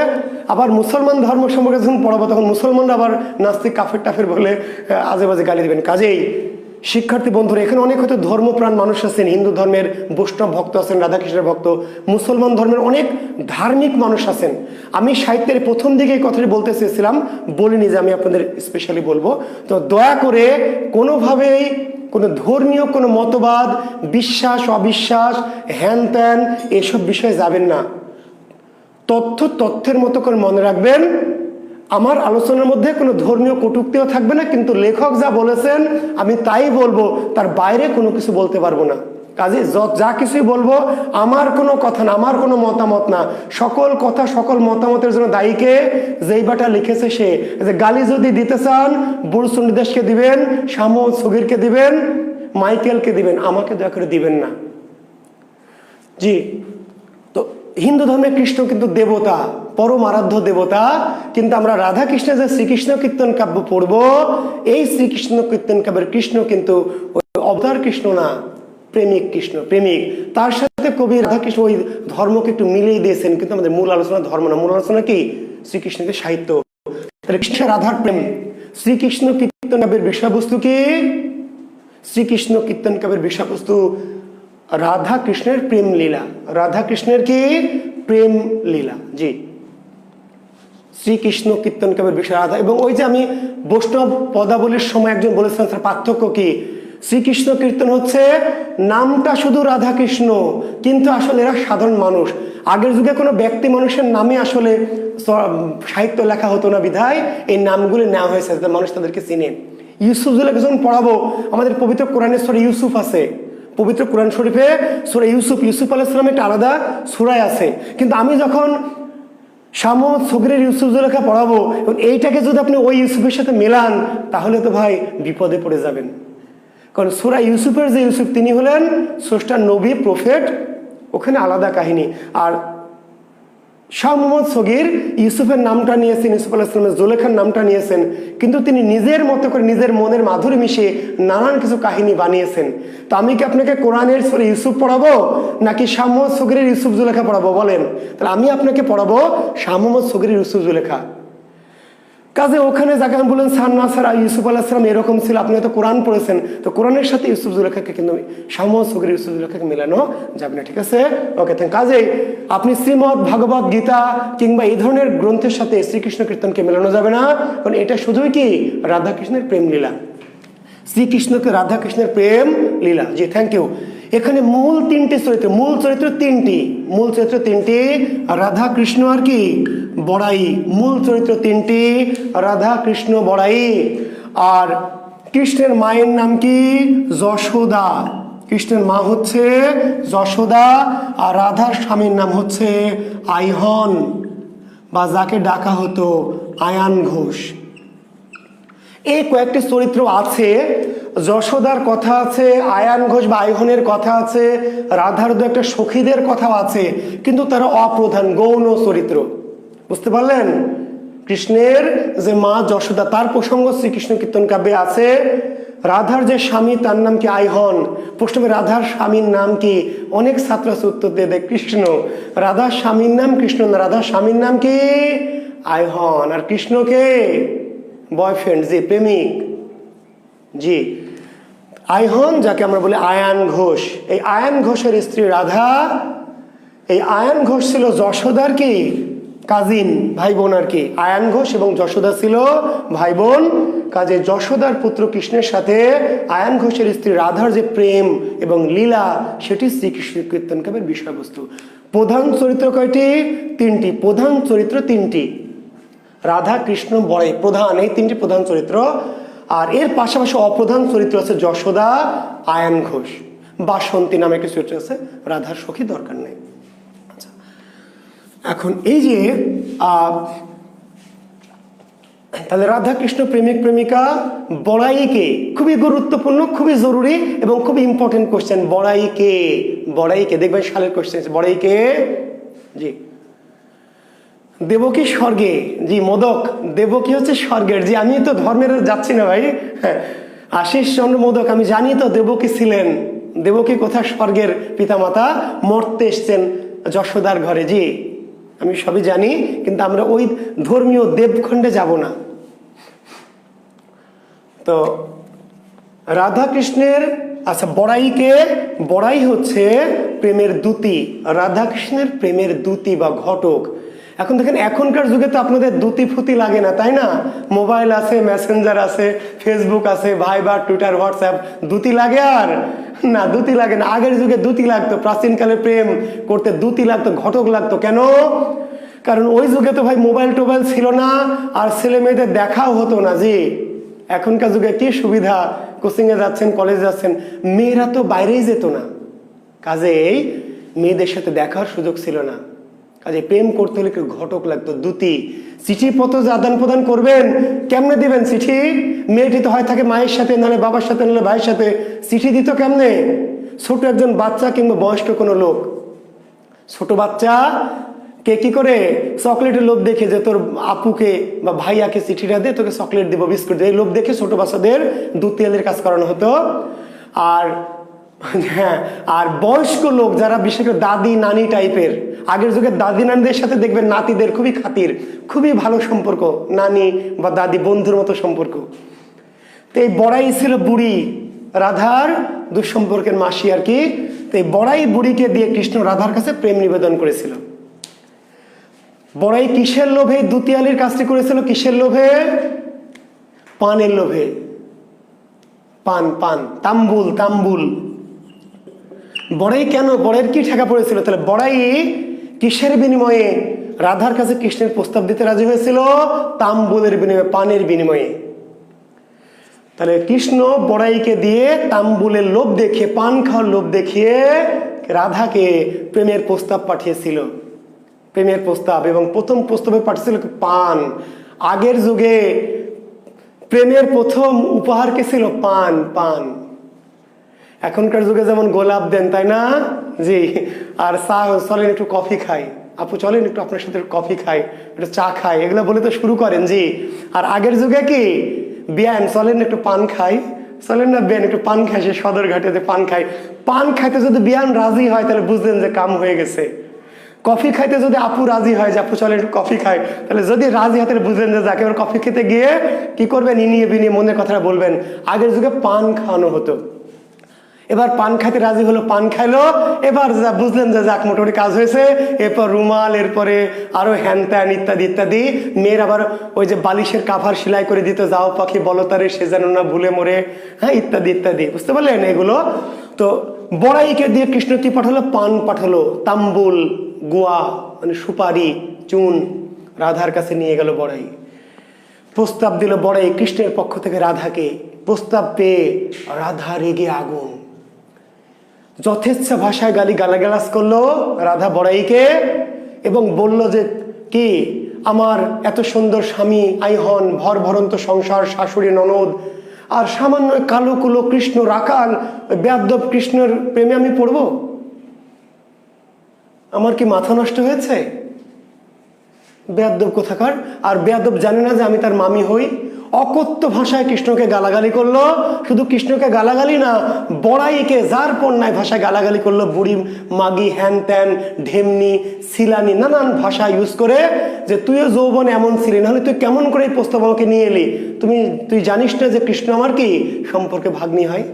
এবং এত গালি দিল, গালিটালি শুধু দিল না, প্রচন্ড গালি দিয়ে যে পান সুপারি চুন নিয়ে গেছিল বুড়ির মাথায় ঢেলে দিয়ে বললো যে বুড়ি তুই খা, তুই এগুলো নিয়ে। এবার চর থাপ্পড় দু একটা দিল। বড়াই কি করলো? কাঁদতে কাঁদতে কৃষ্ণের কাছে চলে এলো। কৃষ্ণের কাছে এলে কৃষ্ণকে বলছে এই দেখো এই অবস্থা করেছে। বলছে তাই নাকি? এত খারাপ অবস্থা করেছে? বলছে খালি এই কোনো গালি দিয়েছে, চর থাপ্পড় দিয়েছে। তাই নাকি? তোমাকে গালি দিয়েছে? তুমি বয়স্ক মানুষ। বলছে আমাকে না, তোমাকে যে কত গালি দিয়েছে অক্ষত ভাষায় তার কোনো। বলছে খুবই রেগে গেছিল। বলছে প্রচন্ড রেগে গেছে। কৃষ্ণ বলছে তাহলে কাজ হবে। প্রচন্ড যদি রেগে যায়, খেপে যায়, তাহলে বুঝবেন কি কাজ হবে, কাজ। এর নাম পূর্বরাগ। লিখে নেন, পূর্বরাগ। সাহিত্য বুঝতে হবে। পূর্বরাগ মানে নায়িকাকে অফার দিবেন, আর নায়িকা যদি সাথে সাথে গ্রহণ করে নেয়, বুঝবেন যেটা ফাজলামি। যাকে প্রস্তাব দিবেন সেই মেয়েটি রেগে যাবে, খেপে যাবে, চর থাপ্পড় তুলবে। বলছে বেয়াদব ছেলে, তুমি চেনো আমাকে? খবরদার কখনো আমার সামনে আসবে না। আমাকে কি যেন তেন মেয়ে ভাবো? আমাকে অন্য মেয়েদের মতো ভাবো? আমি কিন্তু ওরকম না, আমার ফ্যামিলি কিন্তু অন্যরকম। আমি কখনো এগুলো করি না, আমাদের কেউ এগুলো পছন্দ করে না, কখনো আমার সামনে এগুলো নিয়ে আসবে না। তুমি বন্ধু আসো আসো, ক্লাস ফ্রেন্ড আসো পরিচিত আসো থাকো, কখনো ফার্দার যদি আসো আমি কিন্তু। বুঝবেন কাজ হয়ে গেছে। বুঝবেন কি? যদি এরকম করে বুঝবেন কাজ হয়ে গেছে। জি, এগুলা বোঝেন না বলেই তো অনেকের প্রেম হয় না। যে ছেঁচড়া পাটি ছাড়া প্রেম হবে না, বুঝতে পারলেন? খুবই স্মার্ট, খুবই ব্যক্তিত্ববান, খুবই রুচিশীল মানুষের প্রেম হয় না। প্রেম হতে হলে একটু ল্যাচড়া ছ্যাঁচড়া, চড় মারতে চাইলে বলবেন যে যান মারো না, মারো, আরেকটা মারবা, মারো, যত খুশি মারো, দেখবেন প্রেম হয়ে গেছে। আমার একটা বই আছে, প্রেম করার 101টি উপায়। জি, কিনবেন পরে জানাই দিব। জি, প্রেম করার 101টি উপায়, যাদের লাগবে নক করবেন, জি পাঠিয়ে দেওয়া হবে। জি, তার মানে খুবই পার্সোনালিটি সম্পন্ন মানুষ, প্রেম হওয়ার সম্ভাবনা একদম নাই। প্রেম করতে হলে আপনাকে স্যাক্রিফাইস করতে হবে, ছেঁচড়াপনা করতে হবে, আপনাকে ব্যক্তিত্ব কমাইতে হবে। মেয়েদের ক্ষেত্রেও তাই। জি, তো এবার কৃষ্ণ বড়াইকে বললো তোমার যত পান লাগে, তাম্বুল লাগে, সুপারি সব আমি দিব, তুমি লেগে থাকো, বুঝবা যে কাজ হয়ে গেছে। বড়াইকে লাগিয়ে রাখলো, পানের অফার বাড়িয়ে দিল। কৃষ্ণ নিজেও লেগে থাকলো। এবার কৃষ্ণ রাধার পিছনে ঘুরঘুর করে। রাধা যখন গোসল করতে যায়, কালিনী নদী, কালিন্দী, যমুনার একটি শাখা কালিন্দী, কালিনী গোসল করতে যায়। কৃষ্ণ কি ওই যমুনার তীরে বসে, কালিনীর তীরে বসে গোসল করা দেখে। যখন নিচ থেকে দেখতে সুবিধা হয় না, কদম গাছ নিপ বৃক্ষ নিপ কদম গাছের মগ ডালে উঠে গোসল করা দেখে রাধার এবং সখীদের। এই জন্যই বলা হয় কৃষ্ণ করলে লীলা আর আমরা করলে কি। এই কাজ যদি আমি করি কি বলবেন আপনার, রব্বি আদব স্যার হারামজাদা শয়তান, এত ভালো মনে করি স্যারকে, আর স্যারের মনে এই মেয়েদের গোসল করা দেখে আবার গাছে ওঠে। আমার এই যে ভালো ভালো ছেলেগুলা, তাই না? জি, কৃষ্ণ শুধু তাই করতো না, মগ ডালে উঠে গোসল করাই দেখতো না, কি করতো, ওই যে জামা কাপড়গুলি রেখে যে কি করতো, রাধা সখীরা গোসলে নামতো, কৃষ্ণ ওই পোশাকগুলিকে কি চুরি করতো, হরণ করতে, নাম বস্ত্র হরণ। কি হরণ? বস্ত্র হরণ। শুধু তাই না, এবং রাধার আবার বুঝতো যে এই কাম কে করেছে, এই কাম কৃষ্ণ ছাড়া কেউ নেই, এবং খুশি হতো। জি, তো তাকে এইভাবে করতো। এবং রাধা ছিল ঘোষ বংশের বউ। কোন বংশের বউ? ঘোষ বংশের বউ। ঘোষ, গোয়ালা, গোয়ালা। এবং ঘোষ বংশের বউ হিসাবে, পারিবারিক পেশা হিসাবে তারা কি করত, রাধা সখীদের সাথে, মেয়েদের সাথে কাঁধে করে, বাঁকে করে, ঘাড়ে করে দুধ, দই, ঘোল পসার করত, বিক্রি করত হাটে বাজারে, হাটে নিয়ে যেত কাঁধে করে। এইবার কৃষ্ণ কি করত, ওই রাধার পিছনে পিছনে যেত। রাধার পিছনে যায়, রাধা হয়তো কোনো সময় রাধা গালি দেয়, বেয়াদ্দব, শয়তান, যা কিছুই বলে, কৃষ্ণ তবু পিছু ছাড়ে না। রাধা যে দিক দিয়ে যায় পিছন পিছন দিয়ে সেও যায়। রাধা হয়তো ঘাড়ের বাহুকটা ভারী, বাহুক এক সময় রেখে বিশ্রাম নেয়, কৃষ্ণ গিয়ে ওটা তুলে নেয়, ভারখণ্ড। শ্রীকৃষ্ণ কীর্তন কাব্যের আমি খণ্ডগুলো ভারখণ্ড, ভারটা কাঁধে তুলে নিয়ে হাঁটা শুরু করে। রাধা গালি দেয়, যত গালি দিক ওই কাঁধে করে তুলে নিয়ে কি আবার একটু কিছু দূর যায়, এগিয়ে দেয়। রাধা ওর পিছনে পিছনে যায়। রাধা আবার মজাও পায় যে ভালো তো, ভাতটা টেনে দেয়। এইভাবে কৃষ্ণ মাঝে মাঝে আসে যখন পিছনে, রাধা দেখে ইচ্ছা করে কি ভাতটা নামিয়ে রাখে, রেখে বসে, কৃষ্ণ তখন এসে কাঁধে ভাতটা নিয়ে পথে এগিয়ে দেয়। এইভাবে চলতে থাকে। একসময় নদী পার হতে একটা হাটে যায়, মথুরার হাটে, মথুরার হাটে যাবে গোকুল থেকে। গোকুল, রাধা কৃষ্ণের বাড়ি গোকুল, গোকুল থেকে কালিন্দী নদী পার হয়ে মথুরা যেতে হয় হাট, ওখানে হাটে যাবে রাধা। তো নদীতে নৌকা মাঝি পার করে দেয়। একদিন কৃষ্ণ কি করে, মাঝিকে ভয় দেখিয়ে, টাকার লোভ দেখিয়ে দূরে পাঠিয়ে দেয়, নিজে মাঝি সেজে, গামছা বেঁধে মাঝি সেজে বসে থাকে। রাধাকে তুলে নেয় নৌকায়। রাধা নৌকায় বসে, মাঝ নদীতে নিয়ে গিয়ে নৌকা কি করে, টলমল টলমল করে নৌকা উল্টিয়ে দেয়। উল্টিয়ে দিলে কি হয় বলেন তো? এবার রাধা বাঁচাও বাঁচাও বাঁচাও বলে চিৎকার করে, আর হিরো তো পাশে আছে, বোঝেন নাই? হিরো এবার কোমর জাপটে ধরে সাঁতার কেটে তাকে কিনারে নিয়ে যায়। এইভাবে দিন যায়, মাস যায়, আস্তে আস্তে আস্তে আস্তে রাধার কৃষ্ণের প্রতি আকর্ষণ বাড়তে থাকে। এক সময় রাধা যখন বাড়ি থেকে বের হয়, ঘাড় কাঁধে করে পিছনে তাকায়, বেয়াদবটা আসে নাকি দেখে, শয়তানটা আসেনি কেন, গেল কই, কাম হয়ে গেছে, বুঝেন নাই? জি, এই বেয়াদবটা নাই কেন পিছনে, আজকে কি হয়েছে, কেন আসছে না? কি কাজ হয়ে গেছে না? জি, কাজ হয়ে গেছে। হ্যাঁ, ছেড়ে দে শয়তান, তুই আমার দেহ পাবি কিন্তু মন পাবি না, তাই না? জি, এইবার এইভাবে দুজনের প্রেম হয়। তারপর কৃষ্ণ এইভাবে দিন যায়, মাঝে আমি খুব ডিটেলসে যাচ্ছি না। তারপর কি, জি, ওই যে ঘাটে গান হয়, সব সখীরে পার করিতে নেব আনা আনা, তোমার বেলায় নেব সখী তোমার কানে শোনা, ইত্যাদি বিশাল কাহিনী, অনেক বিশাল বিস্তৃত যাচ্ছি না আমি, যেটুকু মূল জিস্ট আপনাদের বলছি। এইবার রাধার কৃষ্ণের প্রতি আকৃষ্ট হয়, রাধা কৃষ্ণের প্রতি, এবং কৃষ্ণ একটা বাঁশি বাজায়। কৃষ্ণের বাঁশি ছিল মোহন বাঁশি। এই বাঁশি কৃষ্ণ কি করে, বৃন্দাবনে বসে, কালী নদীর কূলে বসে গরু ছাগল চড়ায় আর বাঁশি বাজায়। রাধা বলছে, কে না বাঁশি বায়ে বড়াই কালিনী নই কুলে, কে না বাঁশি বায়ে বড়াই এ গোঠ গোকুলে। বড়াইকে বলছে, বড়াই, কে না বাঁশি বায়ে বড়াই এ গোঠ গোকুলে, কে না বাঁশি বায়ে বড়াই, কি কালিনী নৈকুলে। আকুল শরীর মোর ব্যাকুল মন, বাঁশির শবদে মো আওলালো রন্ধন, পাখি নহু তার ঠাও উড়ি পড়ি যাও, মেদিনী বিদার দাও পুষিয়া লুকাও। মধ্যযুগের বাংলা। শিক্ষার্থী বন্ধুরা, গতদিন যেমন শ্রীকৃষ্ণ কীর্তনের বাংলা পড়িয়েছি, যে স্যার বাংলা না অন্য কিছু, তো ওটা ছিল প্রাচীন যুগের বাংলা, আর প্রাচীন যুগের বাংলা থেকে পরিবর্তিত হয়ে কি মধ্যযুগের বাংলা। এটি হলো মধ্যযুগের বাংলা নিদর্শন। কে না বাঁশি বাঁয়ে বড়াই, বড়াই কে বাঁশি বাজায়, কে না বাঁশি বায়ে বড়াই কালিনী নই কুলে, কে কালিনী নদীর কূলে কে বাঁশি বাজাচ্ছে? কে না বাঁশি বাই বড়াই এ গোকুলে, এই গোকুল অঞ্চলে কে বাঁশি বাজাচ্ছে? রাধা জানে না? জানে, ঢং করছে। বাঁশি কে বাজাচ্ছে খুব ভালো করে জানে, বড়ের কাছে ঢং করছে। আকুল শরীর মোর বেআকুল মন, বাঁশির শব্দে মো আওলালো রান্ধন। আকুল শরীর মোর, শরীর আকুল, মন ব্যাকুল। মন যখন ব্যাকুল, শরীরও আকুল। আকুল শরীর মোর ব্যাকুল মন, বাঁশির শব্দে মো আওলালো রন্ধন। বাঁশির শব্দে আমার রান্না কি হচ্ছে? এলোমেলো হয়ে যাচ্ছে। রান্না ঠিক থাকবে? বেদের মেয়ে জ্যোৎস্নার ছবি দেখেছেন শিক্ষার্থী বন্ধুরা কেউ? বেদের মেয়ে জ্যোৎস্নার ছবি দেখেছেন? নাম শুনেছেন? জি, ওই যে ইলিয়াস কাঞ্চন সাহেব আর অঞ্জু আপা। মিস কল বাঁশি, অঞ্জু বলে দিয়েছে তুমি যখন ডাকবা আমাকে মিস কল মারবা বাঁশি দিয়ে। এবার ইলিয়াস কাঞ্চন মিস কল মারছে বাঁশি দিয়ে, ওইদিকে অঞ্জু তো বাড়িতে রান্না করছে, কেমনে আসবে? এবার এসে বলছে আমি যখন রাঁধতে বসি, আমি যখন রাঁধতে বসি বন্ধু বাজাই বাঁশি, রান্না বাড়া রেখে আমি কেমন করে আসি।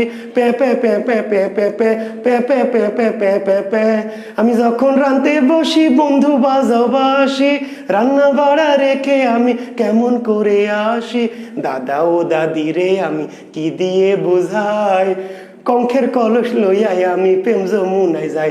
হে, বুঝেন নাই? ওই একই কাহিনী, সেম টু সেম কাহিনী। জি, ওই শ্রীকৃষ্ণ কীর্তনের কাহিনী নকল করা তোজাম্মেল হক বকুলের এটা।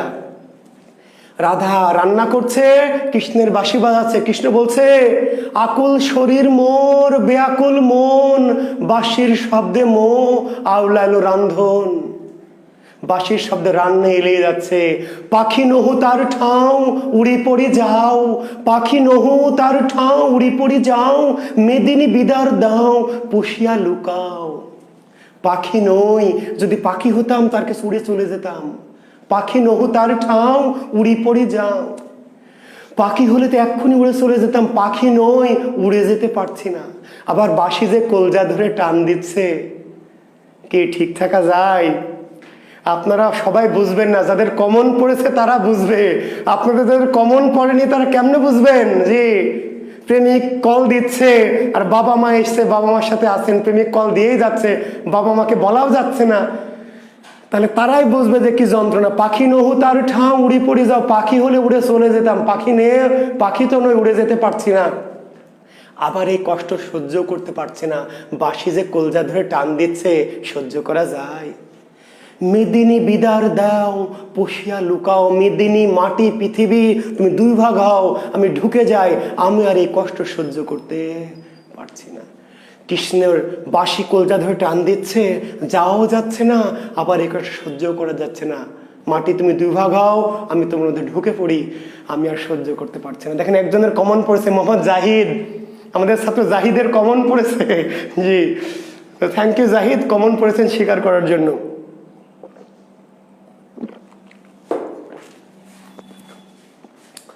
এইবার রাধা কৃষ্ণের খোঁজে ঘোরে, কৃষ্ণ আর আসে না, কৃষ্ণের টাইম নাই।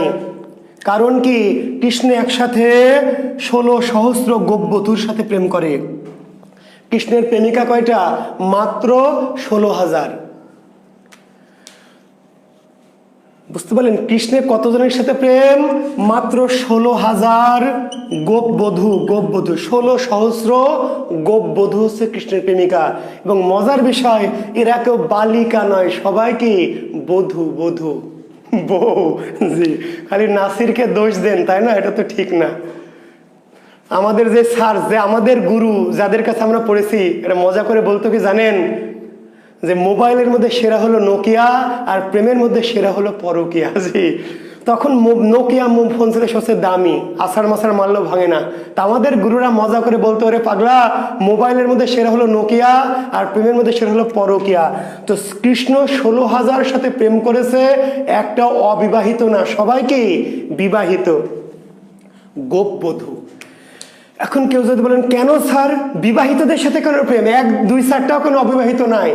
তা দুই রকম উত্তর দিতে পারে। একটা হলো ফাজলামি উত্তর, যে বিবাহিত হয়তো একটু অভিজ্ঞ, এই জন্য কৃষ্ণ ভেবেছে অভিজ্ঞতার সাথে প্রেম করলে একটু বেশি লাভ হবে, হতে পারে এমন। আর সিরিয়াস উত্তরটা হচ্ছে যে আসলে ওই যুগে অবিবাহিত কারোর সাথে প্রেম করার সুযোগ ছিল না ভাইরা আমার, শিক্ষার্থীরা আমার। কেন? কারণ মেয়েদের বিয়ে হতো 7 বছর বয়সে, 6 বছর বয়সে। বঙ্কিমচন্দ্রের যে মেয়ে যার সাথে বিয়ে হয়েছিল, বঙ্কিমচন্দ্রের স্ত্রী, 5 বছর। বঙ্কিমের বয়স 11 আর বঙ্কিমের স্ত্রীর বয়স 5। তাহলে মেয়েদের বিয়ে শুরু হতো 5, 6, 7 বছর বয়সে। তাহলে বিয়ের আগে প্রেম করতে চাইলে তো 3 টার্গেট করতে হবে, সম্ভব? জি। কাজে আগের যুগে যত প্রেম, এই যে এইবার বিশেষ 41 বিশেষে দেখবেন পরীক্ষা প্রশ্ন হয়েছে বিধবাদের প্রেম নিয়ে রচিত উপন্যাস। অনেকে বলেছে স্যার কোন বেয়াদ্দব টিচার প্রশ্ন করেছে, শয়তান ফাজিল, এইটা কোনো প্রশ্ন হলো বিধবা মেয়েদের প্রেম নিয়ে? আসলে ওই যে বঙ্কিমের যে উপন্যাস, রবীন্দ্রনাথের যে উপন্যাস, শরতের যে উপন্যাস, কোনো নায়িকা অবিবাহিত নয়। কেন ভাই? কারণ হচ্ছে বুঝতে হবে সমাজ বাস্তবতা, বুঝতে হবে সমাজ বাস্তবতা কি, যে ওই সময় মেয়েদের বিয়ে হচ্ছে 7, 8, 9 বছর বয়সে। কাজে কেমনে অবিবাহিত মেয়েদের প্রেম হবে? যে যখন বিয়ে হয়েছে মেয়েটির 7 বছর বয়সে, সে তো বিয়ে কি বোঝে না, স্বামী কি বোঝে না। তার বিয়ে হয়েছে 40 বছর, 48 বছরের লোকের সাথে। 5 বছরের মেয়ে বিয়ে হয়েছে 48 বছর, 47 বছর, 52 বছর, 65 বছরের লোকের সাথে। বুঝতে পারলেন? মেয়েটি তখন বিয়ে কি স্বামী কি বোঝে না। যখন স্বামী মারা গেছে 5 বছর পরে, মেয়েটির বয়স তখন 12-13। যখন মেয়েটি বোঝে স্বামী কি, সংসার কি, জীবন কি, তখন সে জানে সে বিধবা। সাদা শাড়ি পরতে হবে, চুড়ি পরা যাবে না, সিঁদুর দেওয়া যাবে না, চুল কেটে ফেলতে হবে, মাছ খাওয়া যাবে না, মাংস খাওয়া যাবে না, ডিম খাওয়া যাবে না, পেঁয়াজ খাওয়া যাবে না। কারণ কি জানেন? অনেক কথা আছে ভাই, অনলাইন ক্লাসে সব কথা বলছি না। নারীদের জীবনকে, অর্থাৎ এই যে দেখেন একটা মেয়ে কি, সে যখন তার জীবন বোঝার বয়স হয়েছে, জীবন কি যৌবন কি বোঝে, তখন সে জানে সে বিবাহিত। কোনো ছেলের দিকে সে তাকাতেও পারবে না, এবং কি মাছ মাংস ডিম দুধ কিছু খাবে না। কেন খাবে না জানেন? শাস্ত্রে কেন নিষেধ করেছে? এই জন্য নিষেধ করেছে যাতে এই মেয়েটির মধ্যে শারীরিক কোনো উত্তেজনা তৈরি না হয়। এই মেয়েটা বেঁচে থাকবে কিন্তু মরার মতো। চুল কেটে দেওয়া হবে, সাদা শাড়ি পরে দেওয়া হবে, ভালো কিছু খাবে না, বলে চেহারার কিছু গ্লেজ থাকবে না, শরীরটা নষ্ট হয়ে যাবে। অর্থাৎ তার দিকে, তার ভিতরে কোনো আকর্ষণ, কোনো উত্তেজনা থাকবে না, বেঁচে থাকবে কিন্তু মরার মতো হয়ে। আর কোনো মেয়ের যদি, কোনো স্বামীর যদি বউ মারা যায়, মারা গেলে কি ওই বেটা বেঁচে থাকতে 12, 13, 14, 15টা বিয়ে করতে পারবে, যত খুশি তত্ত্ব। আর মরে গেলে যা খুশি তাই খেতে পারবে। এগুলো ধর্মীয় বিধান। এই জন্য তো রবীন্দ্রনাথ, বঙ্কিম, অনেকে আছেন ধর্মীয় বিধানগুলি পছন্দ করেননি বলে তো সাহিত্যিকদের বলে নাস্তিক। হিন্দু সাহিত্যিকরা যেমন হিন্দুদের কাছে নাস্তিক, মুসলমান সাহিত্যিকরা মুসলমানদের কাছে নাস্তিক। জি, তো যাই হোক, আমরা সেই আলোচনায় যাব না, শুধু একটু বলে রাখছি যে কেন ওই যুগের সাহিত্য, কেন বঙ্কিমের উপন্যাসের নায়িকা সবই বিধবা, কেন রবীন্দ্রনাথের উপন্যাসের বেশিরভাগ নায়িকা বিধবা, কেন ওই সময়ের ওই যে বললাম যে কিংবা যে শ্রীকৃষ্ণের নায়িকাগুলি বা প্রেমিকাগুলি কেন বধূ, কারণ বধূ ছাড়া কি অবিবাহিত কারোর সাথে প্রেম করার সুযোগ ছিল না। জি, আশা করি কথাটি বুঝতে পেরেছেন। এইবার রাধা বড়াই কৃষ্ণের খোঁজে থাকে, কৃষ্ণকে আর পায় না। বড়াইকে বলছে, বড়াই কৃষ্ণ যদি না আনিয়া দেহ, আজই ত্যাজিব দেহ। কৃষ্ণ যদি না আনিয়া দেহ, তাহলে এখনই ত্যাজিব দেহ। রাধার থাকতে পারছে না। এবার বড়াই চলে গেল কৃষ্ণের কাছে, গিয়ে কৃষ্ণকে খুঁজে বের করে বলছে, তুমি এই মেয়েটা, সহজ সরল মেয়েটার সর্বনাশ করলা, তার মন হরণ করলা, তাকে উত্তেজিত করলা বা তাকে প্রলুব্ধ করলা, করে মেয়েটি তোমার জন্য পাগল, তুমি তার সাথে দেখা করো না, কি ব্যাপার? কৃষ্ণ বলছে, আসলে আমার তো সমস্যা, আমি তো অনেক সময় পাচ্ছি না, আর আসলে এটা তো ঠিক না, আমি যেটা করেছি এটা না বুঝে করেছি, এটা অন্যায়, এটা পাপ। সে তো আমার মামি, আমি তো না বুঝে অবুঝের মতো কাজ করেছি, এটা ঠিক হয়নি। আসলে উনি তো আমার মামি, মামির সাথে এগুলো করা ঠিক হয় না, বুঝেই করেছি। তো যাক যা করেছি, তাকে আমাকে ভুলে যেতে বলো, আসলে এটা ঠিক না, অন্যায়, পাপ। এবার বড়াই গিয়ে রাধাকে বললো যে কৃষ্ণ এই কথা বলেছে। বড়াই বলছে, সে আমার ভাগনা নাকি, এটা আমার দেখার সময় নাই, পরিবেশও নাই, আমার সে সুযোগ নাই, তাকে ছাড়া আমি বাঁচবো না। সে আমার কে, এটা পাপ না পুণ্য, এত কিছু ভাবার অবস্থা আমার আর কি নাই। এইবার রাধা নিজেই বের হলো কৃষ্ণকে খুঁজে বেড়ায় রাধা পাগল হয়ে, সেই কালিন্দী নদীর কূলে, সেই বটমূলে, সেই তরুতলে যেখানে কৃষ্ণ ঘুরে বেড়াতো। এবার যেই বটমূলে কৃষ্ণ বসতো, রাধা গিয়ে সেখানে বসে কৃষ্ণের স্পর্শ অনুভব করে। ভাবে যে কৃষ্ণ নেই, কে বললো কৃষ্ণ নেই? কৃষ্ণ তো সব জায়গায় আছে। কৃষ্ণ ওই যে যেই বটমূলে কৃষ্ণ বসেছিল, রাধা গিয়ে বসলো, বসে কৃষ্ণের স্পর্শ অনুভব করে। যেই পথে কৃষ্ণ হাঁটতো, ওই যে মনে আছে যে যেই পথে কৃষ্ণ হাঁটতো সেই পথে রাধা হাঁটে, হেঁটে কৃষ্ণের স্পর্শ অনুভব করে। যেই কালিনী নদীকে যেই জলে কৃষ্ণ নেমে গোসল করতো, সেই জলে রাধা নেমে সেই জলের মধ্যে কৃষ্ণের স্পর্শ অনুভব করে। রাধা উপলব্ধি করলো, কে বলে কৃষ্ণ নেই? কৃষ্ণ কি সর্বত্রই, কৃষ্ণ সর্বত্রই, সব জায়গায় কৃষ্ণ আছে। কৃষ্ণকে হৃদয়ে রাখতে হবে, হৃদয়ে। বাইরে কৃষ্ণকে পাওয়া যাবে না। কৃষ্ণ কোথায়? কৃষ্ণকে অনুভব করতে হবে, অনুভব করলে কৃষ্ণকে সব জায়গায় পাওয়া যাবে। রাধা কৃষ্ণকে অনুভব করতে থাকলো, কৃষ্ণের জন্য অপেক্ষা করতে। আর কৃষ্ণ মূল যে কাজ, কংসকে বধ, কৃষ্ণ কংসকে বধ করার জন্য চলে গেল, আর রাধা কৃষ্ণের অপেক্ষায় দিন কাটাতে লাগলো। এর মধ্য দিয়ে কাহিনীটা শেষ হয়েছে। এবং এটি হলো বাংলা সাহিত্যের প্রথম কি ট্র্যাজেডি, বাংলা সাহিত্যের প্রথম ট্র্যাজেডি শ্রীকৃষ্ণ কীর্তন। ট্র্যাজেডি মানে কি? ওই যে বিয়োগাত্মক, বাংলা সাহিত্যের প্রথম বিয়োগাত্মক ঘটনার নাম কি? তার এর মধ্যে এত প্রেম, প্রচন্ড প্রেম, কিন্তু তবুও রোমান্টিক নাকি ট্র্যাজেডি। কেন? যে মিলন হয়নি, শেষে যদি নায়ক নায়কের মিল না ঘটে, তো সেই কাহিনীকে বলা হয় কি? এটা বাংলা সাহিত্যের প্রথম ট্র্যাজেডি শ্রীকৃষ্ণ কীর্তন। মনে থাকবে, শেষ হয়েছে কি দিয়ে? রাধার বিরহের মধ্যে দিয়ে। কাহিনীটা শেষ হয়েছে রাধার কি বিরহের মধ্য দিয়ে। এই যে কাহিনীটা বললাম, এখানে 13টি খণ্ডে রচিত। কয় খণ্ডে? 13টি খণ্ডে। আচ্ছা, কংস হলো এলাকার অত্যাচারী রাজা। কংস যে এলাকায়, অর্থাৎ এই রাজ্যের কি, যে রাজ্য, এই রাজ্যের কি অত্যাচারী রাজা। কৃষ্ণ স্বর্গ থেকে পৃথিবীতে পাঠানো হয়েছে কেন? কেন এসছে কৃষ্ণ? কংসকে বধ করে, এটি তার উদ্দেশ্য।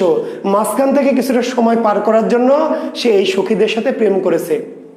আসলে প্রেম করার জন্য তো আসেনি, এসছে হলো কংসকে বধ করে। কংস ছিল মথুরার অত্যাচারী রাজা।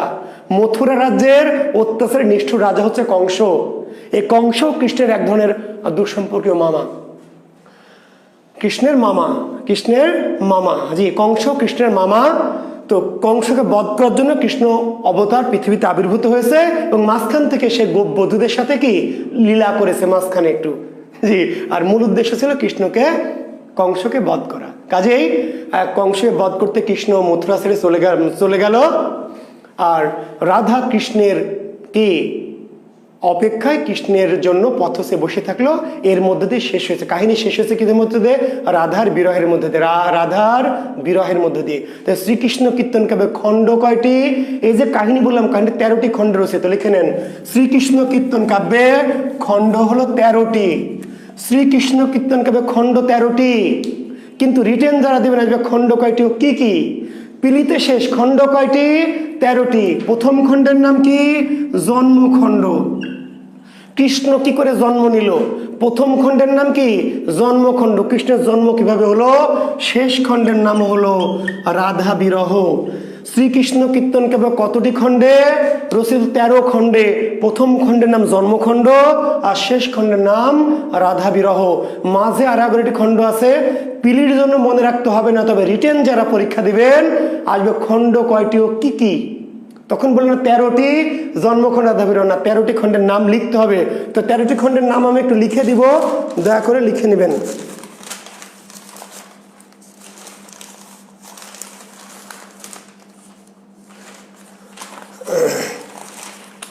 13টি খণ্ডের নাম একটু লিখে নেবেন। জন্মখণ্ড,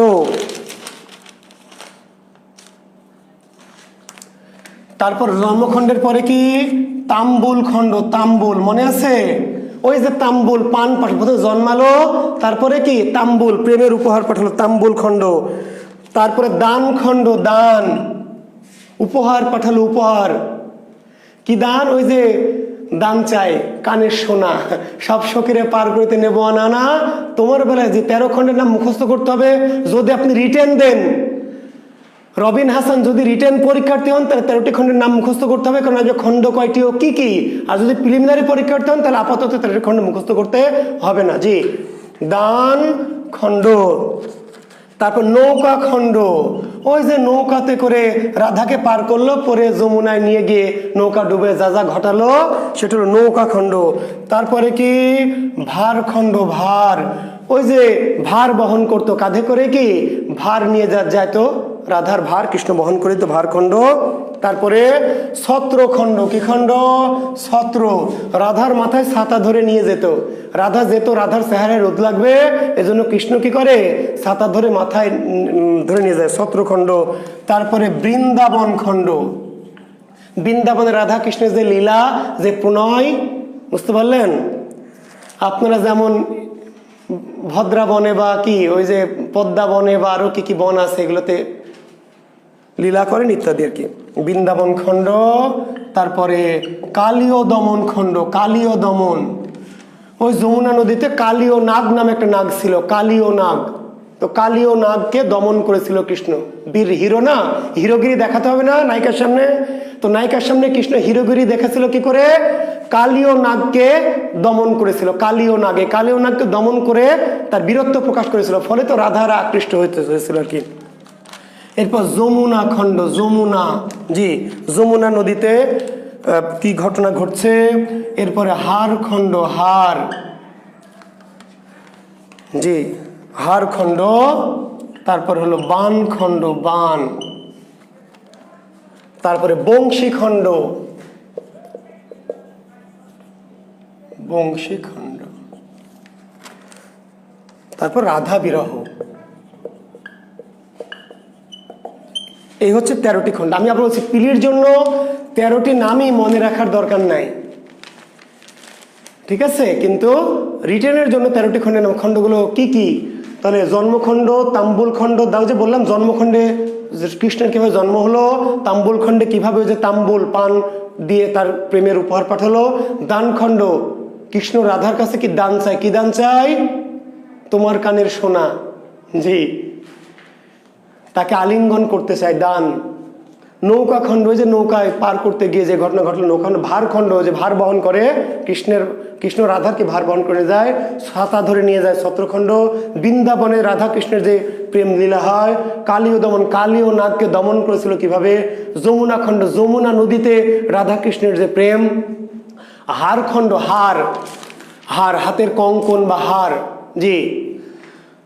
বানখণ্ড, মানে বানখণ্ড ছিল এখানে দুই রকমের। যে বান হচ্ছে যে ওই যে ইয়েকে মানে কৃষ্ণের যে বান, প্রেমের বান, প্রেমের বানে রাধা কেমন করে জর্জরিত হয়েছে,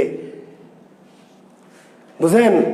সিনেমা দেখেন না, লাভ সিনের মধ্যে বান আঁকানো থাকে, দেখেছেন কখনো এরকম তীর চিহ্ন? তীর হলো বান, বান মানে তীর, বান মানে তীর। প্রেমের দেবতা মদন, নাম শুনেছেন? মদন প্রেমের দেবতা। প্রেমের দেবতা যখন আপনাকে তীর মারে, কখন প্রেমে পড়েন আপনি? মদন যখন তীর মারে।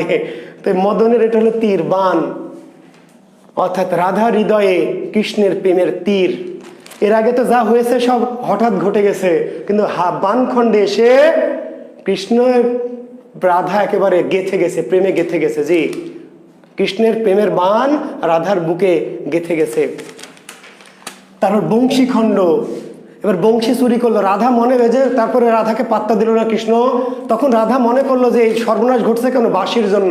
কেন কৃষ্ণের প্রতি এত উতলা হচ্ছে? বাঁশির জন্য। বাঁশির শব্দ শুনে আমি ঘরে থাকতে পারছি না, স্থির থাকতে পারছি না, বাঁশি রাখবো না। বাঁশি শুনে আর কাজ নেই, সে তো ডাকাতিয়া বাঁশি, শুনেছেন? চোরা দিন দুপুরে চুরি করে, রাত্রিরে তো কথা নয়, ডাকাতিয়া বাঁশি। বাঁশিতে ঘুণ ধরে তবু পোড়া বাঁশিতে কেন ঘুণ ধরে না, কত জনায় মরে শুধু পোড়া বাঁশি কেন মরে না। সে যে দিন দুপুরে চুরি করে, রাত্রিরে তো কথা নয়, ডাকাতিয়া বাঁশি। এবার রাধা ভাবলো এই ডাকাতিয়া বাঁশি সকল সর্বনাশের মূল, এই বাঁশি রাখবো না। এবার বাঁশি চুরি করলো, বাঁশি চুরি করে লুকিয়ে রাখলো। তো চুরি করলে কি হবে? কৃষ্ণ তো বুঝে ফেললো যে কে করতে পারে আকাম, রাধা ছাড়া কেউ না। তখন রাধার কাছে অনেক অনুনয় বিনয় করে বাঁশি আবার নিল, এবং রাধা শর্ত দিল যে বাঁশি নিতে পারবা, কিন্তু আমাকে আর জ্বালাতে পারবা না, এবং আমি যা বলবো আমার কথা মতো কি চলতে হবে। কিন্তু বাঁশি নিয়ে কৃষ্ণ আর রাধার সাথে দেখাই করলো না, সে চলে গেল কংসকে বধ করতে। আর রাধা তখন কৃষ্ণের বিরহে পথ চেয়ে থাকলো, রাধা বিরহ। তো শিক্ষার্থী বন্ধুরা, আশা করছি আপনারা শ্রীকৃষ্ণ কীর্তন কাব্য সম্পর্কে মোটামুটি ধারণা পেয়েছেন এবং তথ্য পেয়েছেন। জি, গান আকারে বলতেই পারি, তবে আজকে পরীক্ষা যেহেতু নিব, ঠিক আছে, গান শোনাবো একদিন, জি, রমজান মাস পার হয়ে যাক, আমরা গান শোনাবো। হ্যাঁ, গান শোনাবো ইনশাল্লাহ। তো শ্রীকৃষ্ণ কীর্তন কাল্পনিক নাকি বাস্তবিক, এই তো আতাউ রাতিক, এই যে অবান্তর করছেন, সাহিত্যের বাস্তব নাকি সত্য, এটা কেন দরকার, কি দরকার আপনার? জসীমউদ্দিনের দাদির কবরে ডালিম গাছ ছিল কিনা, এটা আপনার বনলতা সেন ছিল কিনা, এটা আপনার প্রশ্ন না ভাই। সাহিত্যের সত্য, যার নাম পোয়েটিক্যাল ট্রুথ, লিটারারি ট্রুথ, এটা কোনো ইউনিভার্সাল ট্রুথ না, মনে রাখবেন। সাহিত্যের সত্যের নামই হলো লিটারারি ট্রুথ। এটা সত্যও না, মিথ্যাও না, থাকতেও পারে না পারে। ছিল কিনা, সত্যি কিনা স্যার, রামায়ণের ওই কাহিনী সত্য কিনা, মহাভারতের কাহিনী সত্য কিনা, শ্রীকৃষ্ণের, এইগুলো অবান্তর সত্য কিনা যে বিশ্বাস করবে সে করবে, যার ধর্ম সে বিশ্বাস করবে। আর আমার আপনার তো ধর্ম না, আমি তো আপনাকে বিশ্বাস করার জন্য পড়াচ্ছি না ভাই, আপনাকে তথ্য জানানোর জন্য, বিশ্বাস অবিশ্বাসের জন্য না। আপনাকে পড়াচ্ছি কেন? তথ্য জানবেন, তথ্য। এটা জেনে বিশ্বাস করার দরকার নাই, অবিশ্বাস করার দরকার নাই। যার বিশ্বাস সে বিশ্বাস করবে, যার ধর্ম সে বিশ্বাস করবে, যার ধর্ম না সে বিশ্বাস করবে না। এই যে আমাদের হযরত মুহাম্মদ সাল্লাল্লাহু আলাইহি সাল্লাম যখন মিরাজে যান, মিরাজে গেলেন, উনি সপ্ত আসমান অতিক্রম করে স্রষ্টার সাথে সাক্ষাৎ করলেন, স্বর্গ বেহেশত দোজখ দেখলেন, দেখে আবার ফিরলেন, এসে দেখলেন অজুর পানি গড়াচ্ছে, তাই না? তারপর তালা তখনও নড়ছে। তো এটা আপনি বিশ্বাস করেন বলে এটা আপনার জন্য ধর্ম। হিন্দু খ্রিস্টান বৌদ্ধকে যদি বলবে যে আমি আর গাঁজা খাওয়ার জায়গা পাও না, গুল মারার, সে বিশ্বাস করবে না, কারণ এটি তার জন্য ধর্ম নয়। তো রাধাকৃষ্ণের প্রেম লীলা এবং কেন এমন, এই যে কেন এত প্রেমিকা, কেন বিবাহিতের সঙ্গে প্রেমের একটা ধর্মীয় ব্যাখ্যা আছে। তবে একটি কথা, আমি ধর্মীয় ব্যাখ্যা এতই জানি যে আমি যদি দেওয়া শুরু করি তাহলে কিন্তু থামবো না। কিন্তু সমস্যা একটাই, যে আমরা যেহেতু জবের জন্য পড়ছি, এখানে ধর্মীয় ব্যাখ্যাটা আমরা অপ্রয়োজনীয় মনে করছি, বুঝতে পারলেন? যার ফলে আমি ধর্মীয় ব্যাখ্যায় যাচ্ছি না। ঠিক আছে শিক্ষার্থী বন্ধুরা? হ্যাঁ, কাজেই কেন এই যে রাধাকৃষ্ণ প্রেম, এর মধ্য দিয়ে কি আধ্যাত্মিকতা পরবর্তী জগতে এসছে, ধর্মীয় ব্যাখ্যাটা কি, এই যে জীবাত্মা পরমাত্মা, পরবর্তী যে রাধাকৃষ্ণ বৈষ্ণব পদে, তার অনেক ব্যাখ্যা আছে। সেই ধর্মীয় ব্যাখ্যা, যিনি বৈষ্ণব ভক্ত, যিনি রাধাকৃষ্ণের ভক্ত, তার কাছে কিন্তু আলাদা ব্যাখ্যা আছে। এই প্রেমের একটা আলাদা ব্যাখ্যা, আলাদা মর্যাদা আছে। তো সেই ব্যাখ্যা আজকে যাব না, পরে কোনোদিন বৈষ্ণব পদাবলী পড়াতে গেলে আমার একটু লাগবে বৈষ্ণব পদাবলী, কারণ সেটি যেহেতু ধর্মীয় ব্যাখ্যা, অল্প একটু দিব, তখন বুঝতে পারবেন যে রাধাকৃষ্ণের প্রেমের মধ্যে কি আধ্যাত্মিকতা আছে। তো কারো কোনো শ্রীকৃষ্ণ কীর্তন নিয়ে প্রশ্ন আছে? না থাকলে আজকের ক্লাস শেষ করব। আজকে কিছু বাড়তি কথা বলেছি, তারপরে এই কথাগুলি দরকার ছিল। জি, আর আমরা তাহলে এখন পরীক্ষায় যাব। আমি ক্লাস থেকে বেরিয়ে জীবাত্মা পরমাত্মা সম্পর্কে একটু বলবো। আমি যখন বৈষ্ণব পদাবলী পড়াবো, এই কথাটুকুকে, বৈষ্ণব পদাবলী যখন পড়াবো, জীবাত্মা পরমাত্মা এবং কেন রাধাকৃষ্ণের প্রেমকে কিছু মানুষ ধর্মীয় অনুভূতি দিয়ে আলোচনা করছে, অল্প একটু, খুব বেশি অল্প একটু কথা বোঝানোর চেষ্টা করবো, অল্প একটু। জি, সেটা বৈষ্ণব পদাবলীর সময়।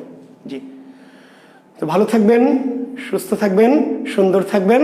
জি, জুয়েল কিবিরের সাথে থাকবেন, তাই না?